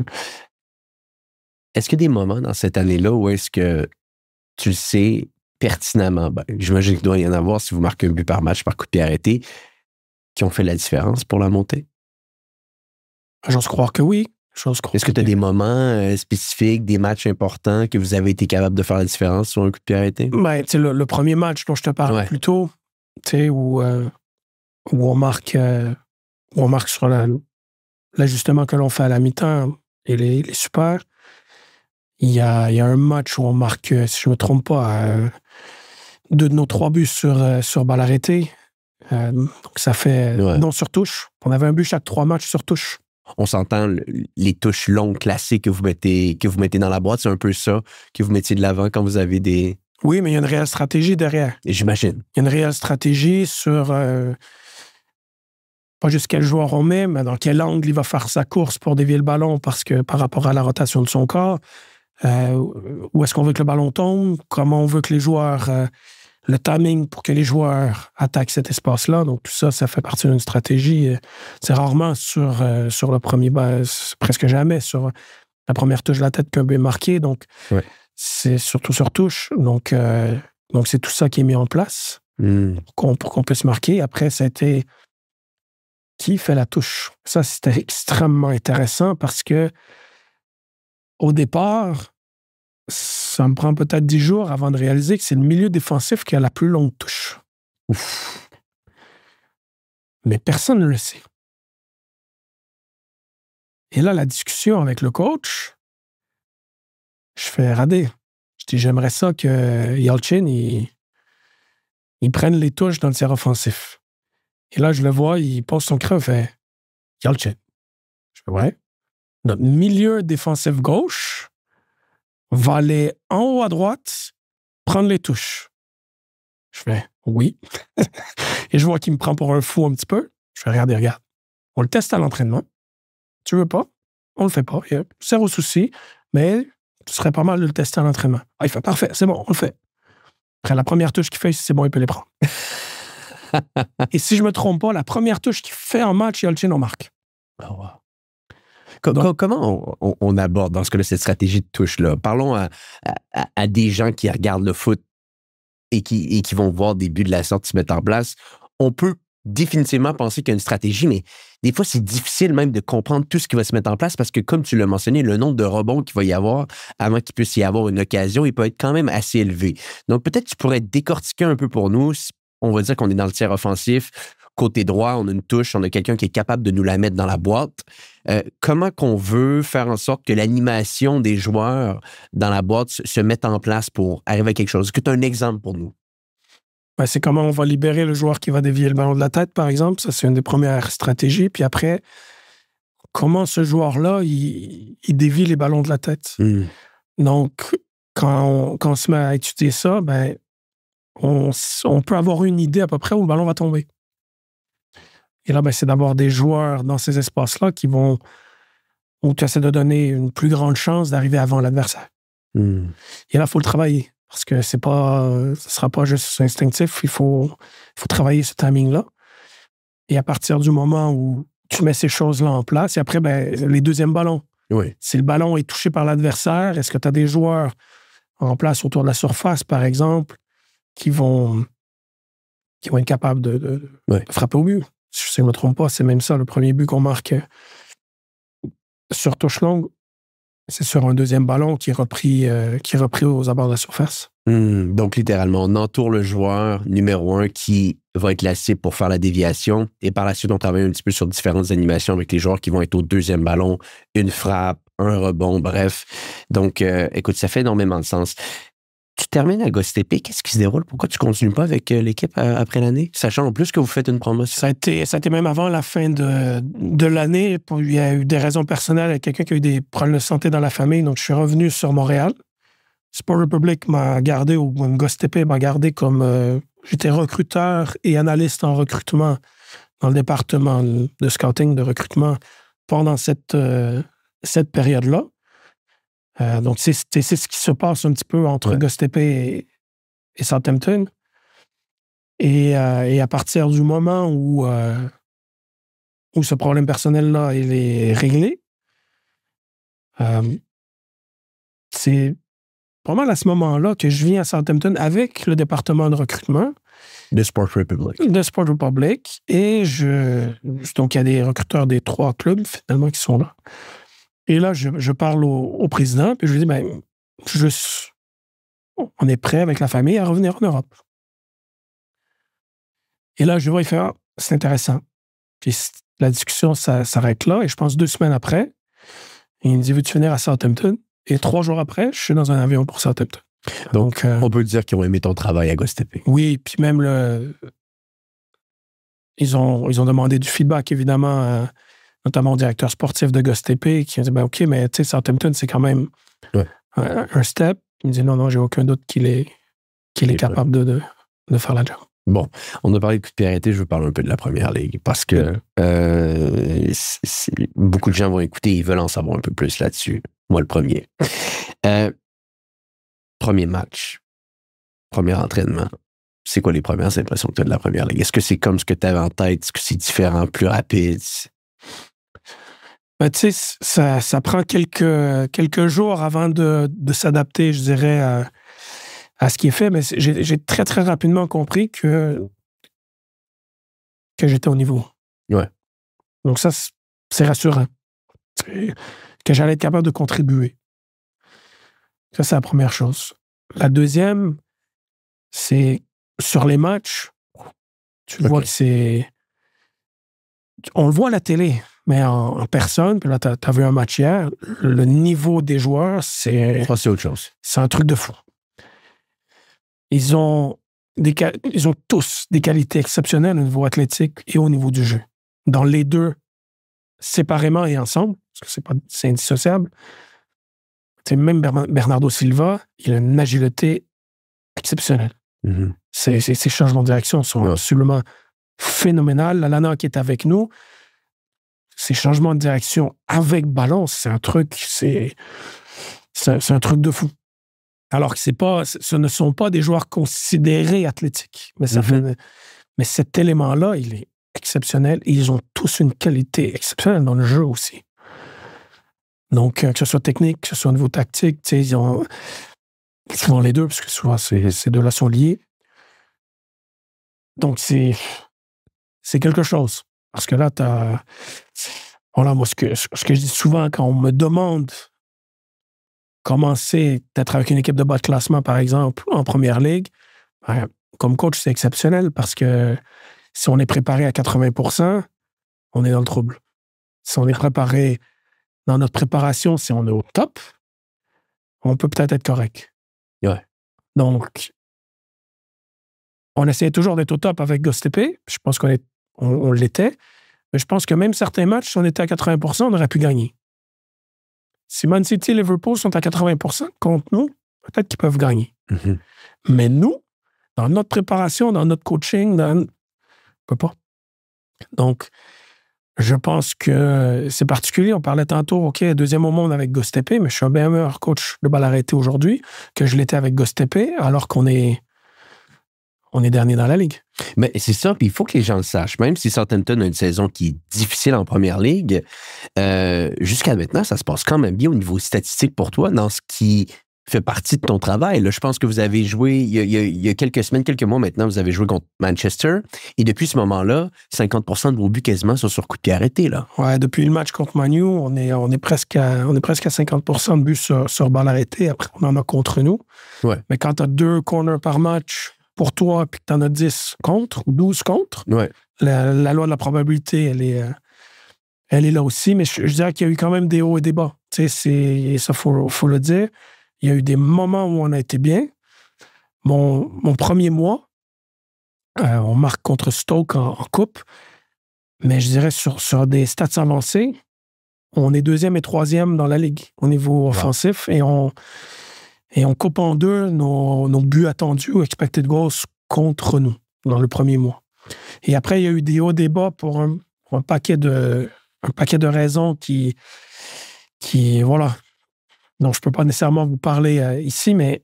Ça fait partie du foot. Ça fait partie du foot. Mais ce que j'essaie de dire, c'est par moment, on a été capable d'avoir, avec certains travaux qui a été fait, des résultats qui ne sont pas toujours transmis par des buts. Je vais donner un exemple très clair. On joue Arsenal, mon deuxième match. Contre ton ami Nicolas. Yes. Je pense qu'on a 12 corners contre, 1 pour. Mm-hmm.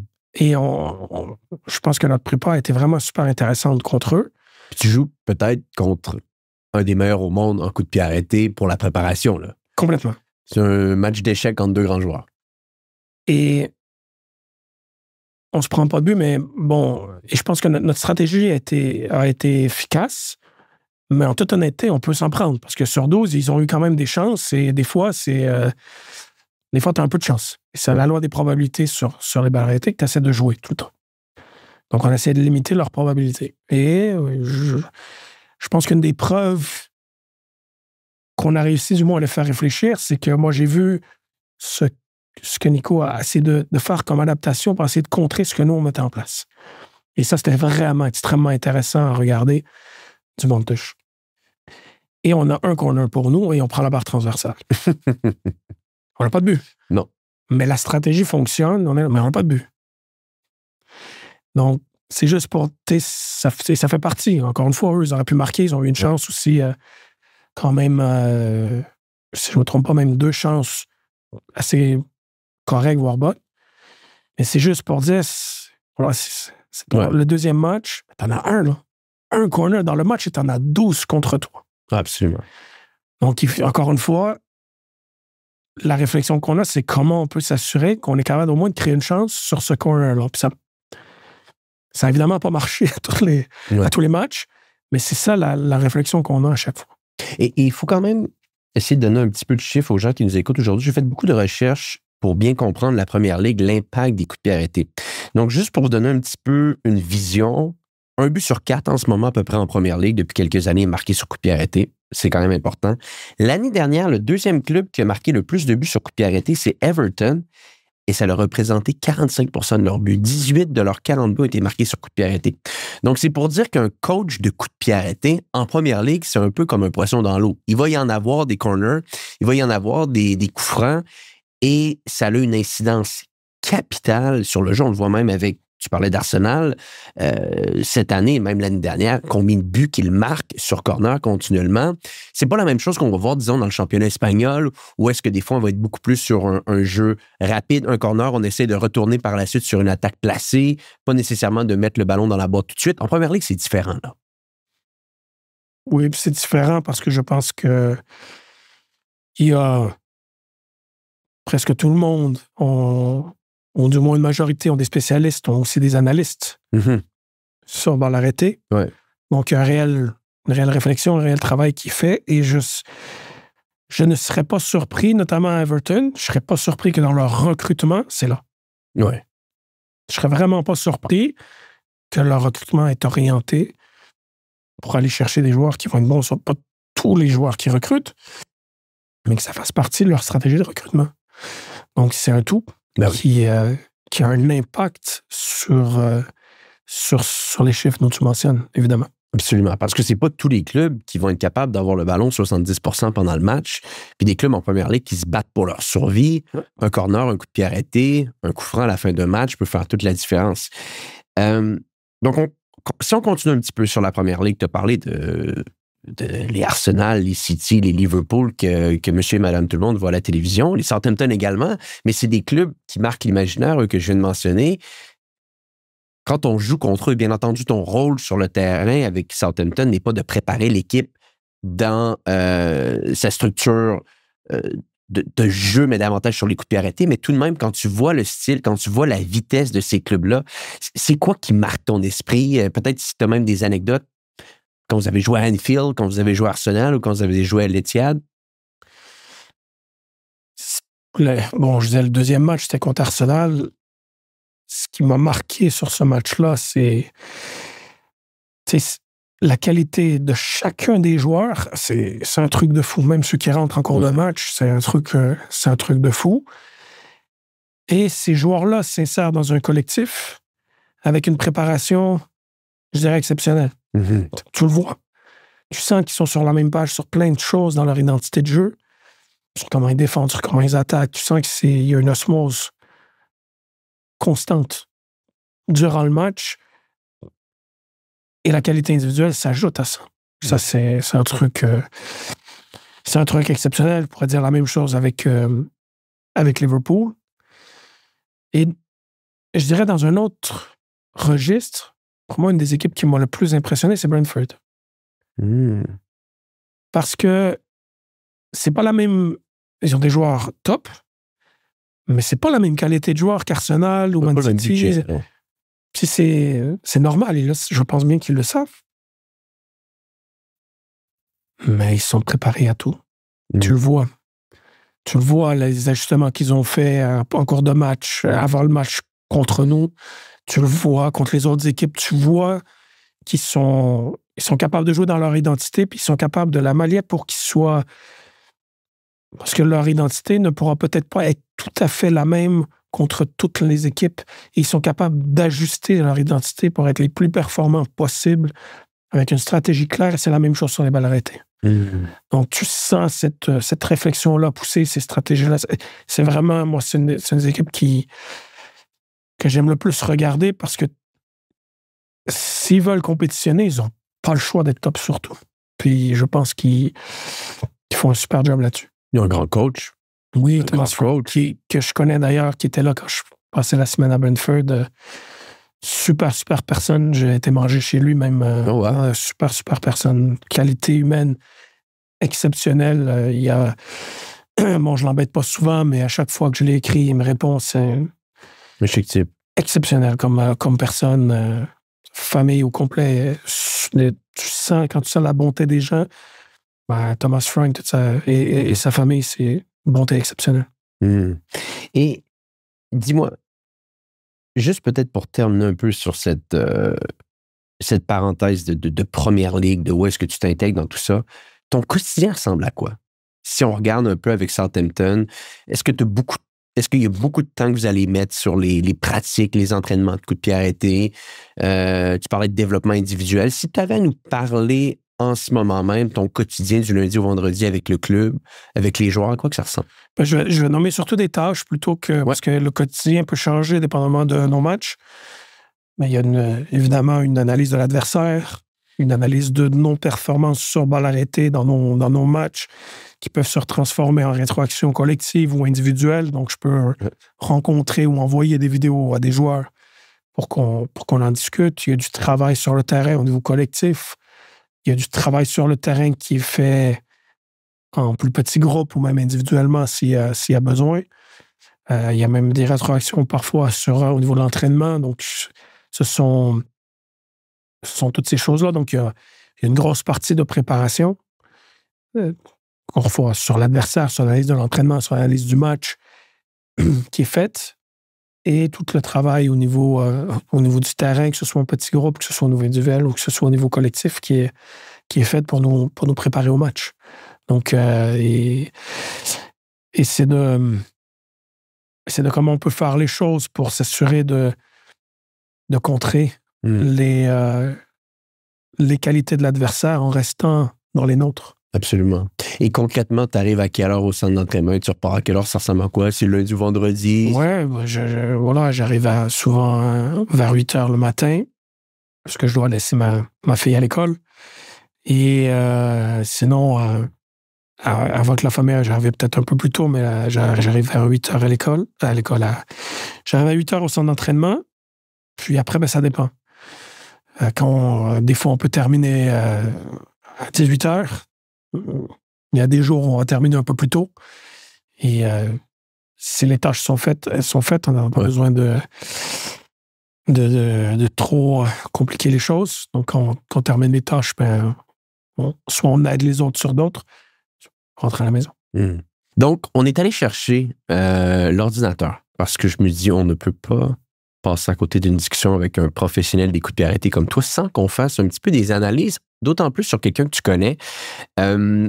Donc, Nicolas Jeuvert, que je parle ici, qui est entraîneur des coups de pied arrêtés d'Arsenal, qu'on a parlé quelques fois dans le podcast. Aujourd'hui, il y a eu beaucoup de buts qu'ils ont marqués dans les dernières années. J'aimerais avoir ton avis d'expert un peu sur le positionnement, sur comment cette action-là s'est mise en place, pourquoi peut-être ça a été la bonne approche ici comparativement à un autre moment. Donc, on va juste regarder quelques buts et j'aimerais que tu nous donnes ton avis. Donc, ici, pour situer un petit peu l'audience, on va avoir un but qu'on va regarder.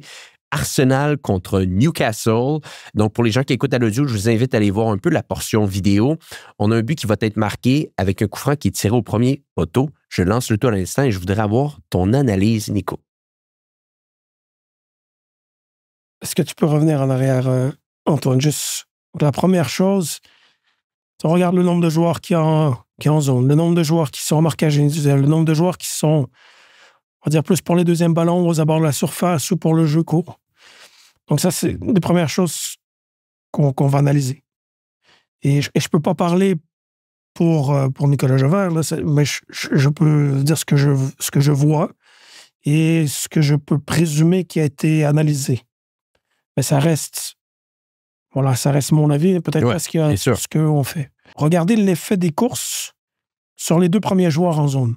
Donc là, on a vu que les deux joueurs ont attiré par leur course. Donc, viennent de créer un espace derrière eux. Et où est-ce que Gabriel arrive? Exactement là. Non. Est-ce que c'est un hasard? Je pense pas. On ne peut pas dire avec certitude que c'est ça qui a été travaillé, mais on peut le présumer.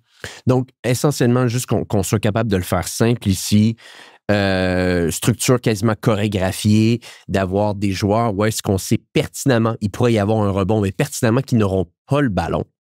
On ne les vise pas. Ils sont uniquement là pour faire des écrans, pour faire diversion.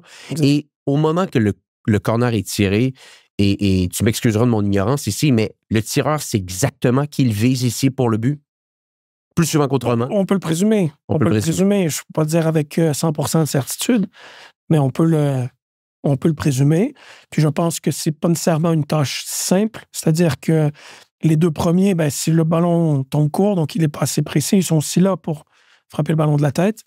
Mais je pense que quand moi je regarde ça, l'analyse a probablement été que ces courses-là vont les attirer.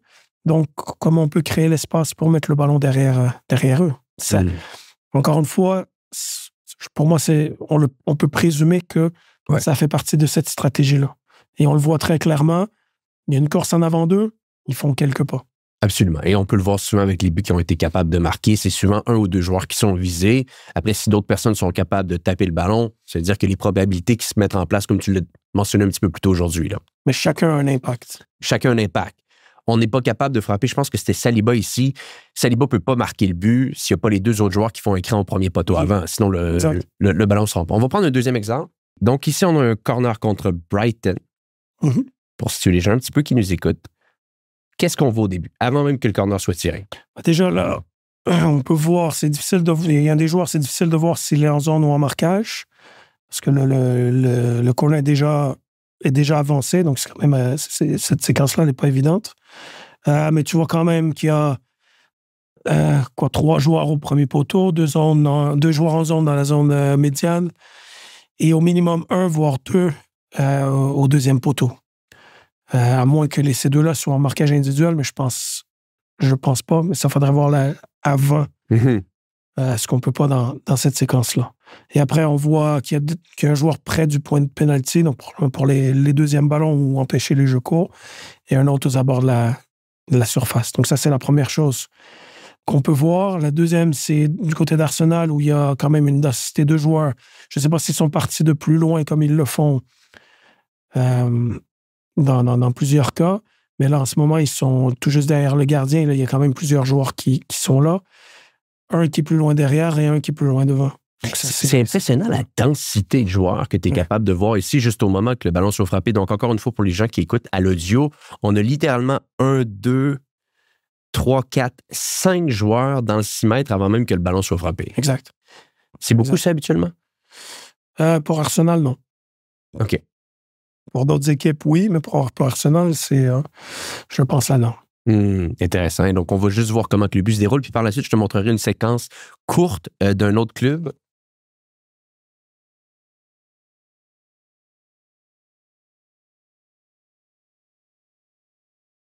Donc, un petit peu de chance ici. Gabriel Jesus frappe le ballon au deuxième poteau quand il avait dévié juste auparavant. Mais à un certain point, j'imagine que des équipes, que des spécialistes en coup de pied arrêté soient capables un peu de jouer les probabilités qu'avec toute cette densité-là, au premier poteau, il va y avoir un rebond à quelque part qui va pouvoir jouer en notre faveur. Là. Voilà, ça peut être une stratégie qui peut être adoptée, évidemment. Et toi, de ton côté, tu me disais... j'ai pas envie de mettre des mots dans ta bouche. Quelle est ta vision des corners courts? Je pense que ça peut être intéressant. Mais bon, déjà, les statistiques disent qu'il y a quand même moins de buts sur corner court que sur corner direct. Mais il y a quand même une bonne probabilité que ça vaut la peine de les faire. Le gros truc, c'est que, dépendamment de l'organisation de l'adversaire, tu peux pas nécessairement répéter le même corner court de match en match. Exactement. Alors que le corner direct, tu peux répéter quelque chose de semblable. Pas toujours, mais il y a quand même une plus grande probabilité où tu peux juste faire certains ajustements. Ce qui veut dire que tu vas avoir besoin de beaucoup plus de travail pour réaliser un jeu court et des fois même de le changer à chaque semaine pour un résultat qui n'est pas nécessairement plus grand. Donc pour moi, il est intéressant. Mais en même temps, c'est intéressant pour créer de l'incertitude chez l'adversaire, pour faire sortir des joueurs. La prochaine fois où tu vas jouer direct, si tu l'as joué court avant ou s'ils savent que tu peux jouer court, ben leur organisation peut changer un tout petit peu. Ils vont peut-être être attirés un peu plus. Et là, ben, c'est là que tu peux le tirer directement, par exemple. Ça peut être une des raisons. Donc, ça peut être pour créer la surprise, de le jouer vite avant que l'adversaire soit organisé. Donc, il y a différentes stratégies dans le jeu court. C'est une option intéressante. Mais souvent, les corners courts qu'on voit dans les highlights de la semaine, dans les faits saillants, c'est rare. C'est rare. Puis c'est là que ça m'amène à un point, et ça revient à ce que tu as mentionné un petit peu plus tôt aujourd'hui, j'ai trouvé donc fascinant, c'est que toi, en tant que coach, tu vas structurer ta stratégie de coup de pied arrêté basée sur l'équipe que tu vas avoir sous la main. C'est-à-dire que si, sans rien enlever à ces joueurs de cette taille-là, mais si tu as dans ton équipe 10 joueurs à 1,65 m, à peu près à 5 pieds 7 pour les gens au Canada qui nous écoutent, on ne pourra pas mettre des ballons au premier poteau continuellement avec l'ambition de penser qu'on peut les toucher, là. Et c'est peut-être là un peu, et mon point est pour dire que c'est peut-être là un peu pourquoi des fois des équipes vont vouloir jouer court, garder le ballon, faire des attaques placées, qu'essayer de gagner un duel dans la zone de réparation. Là. Bien sûr. Et en même temps, ça peut être aussi parce que tu as vu une faille dans l'organisation défensive de l'adversaire que tu veux exploiter par le jeu court.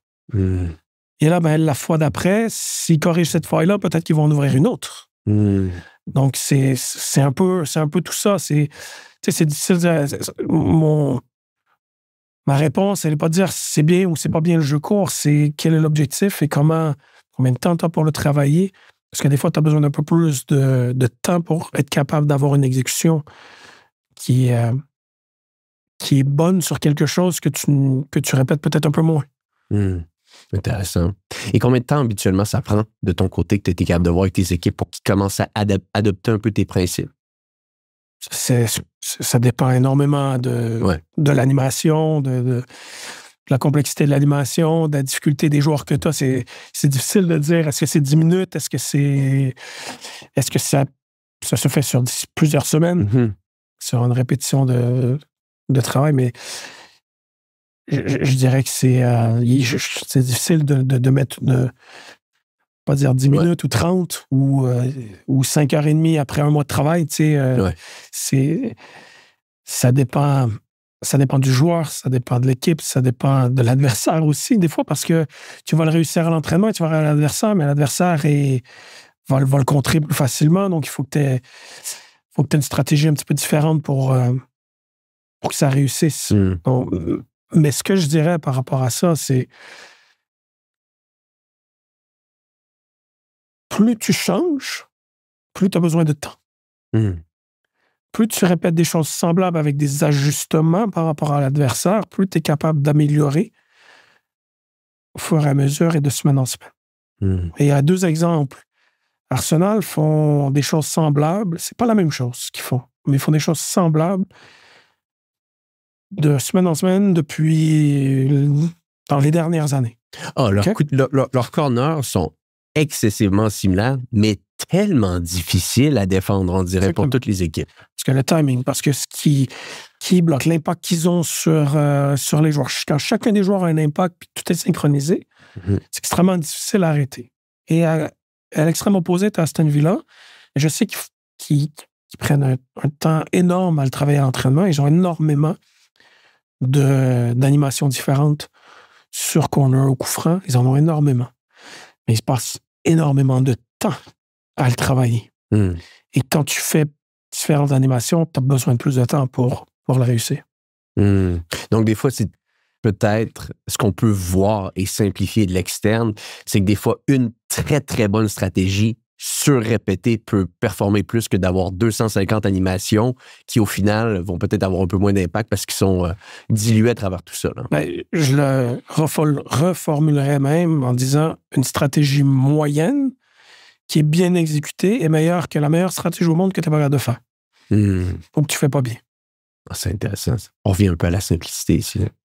Et ça ne veut pas dire qu'il faut rester simple ou facile. Ça veut dire qu'il faut s'assurer que ce que l'on fait, on est capable de bien l'exécuter. Absolument. Parce qu'on est capable de la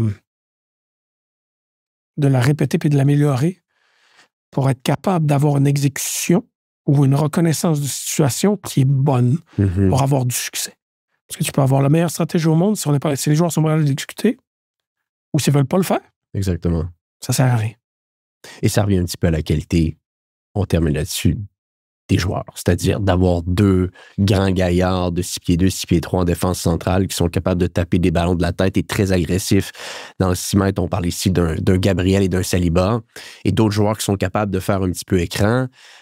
Mais quand tu as des joueurs de cette capacité-là, ou même si on revient 5-10 ans en arrière, un joueur, il est encore là aujourd'hui, mais il n'a plus le même impact comme Ramos, qui était capable, dans la surface réparation adverse, sur chaque corner, d'être une menace. Mais quand tu as ce type de joueur-là, tu peux bâtir ta stratégie autour de lui, puis automatiquement, tu vas paraître mieux aussi en termes de buts qu'on va marquer à la fin de la journée. Là. Ce que je répondrais à ça, c'est que c'est une analyse facile. C'est-à-dire qu'on pourrait dire c'est la même chose sur le joueur qui fait le service. Donc, si tu as quelqu'un qui fait un bon service, tu vas être bon. C'est pas faux, mais pour moi, comme beaucoup de choses dans la vie, c'est une interaction en différents éléments. Je m'explique. Évidemment, si t'as des joueurs grands qui sont bons de la tête, avec quelqu'un qui a un bon service, ça augmente tes chances.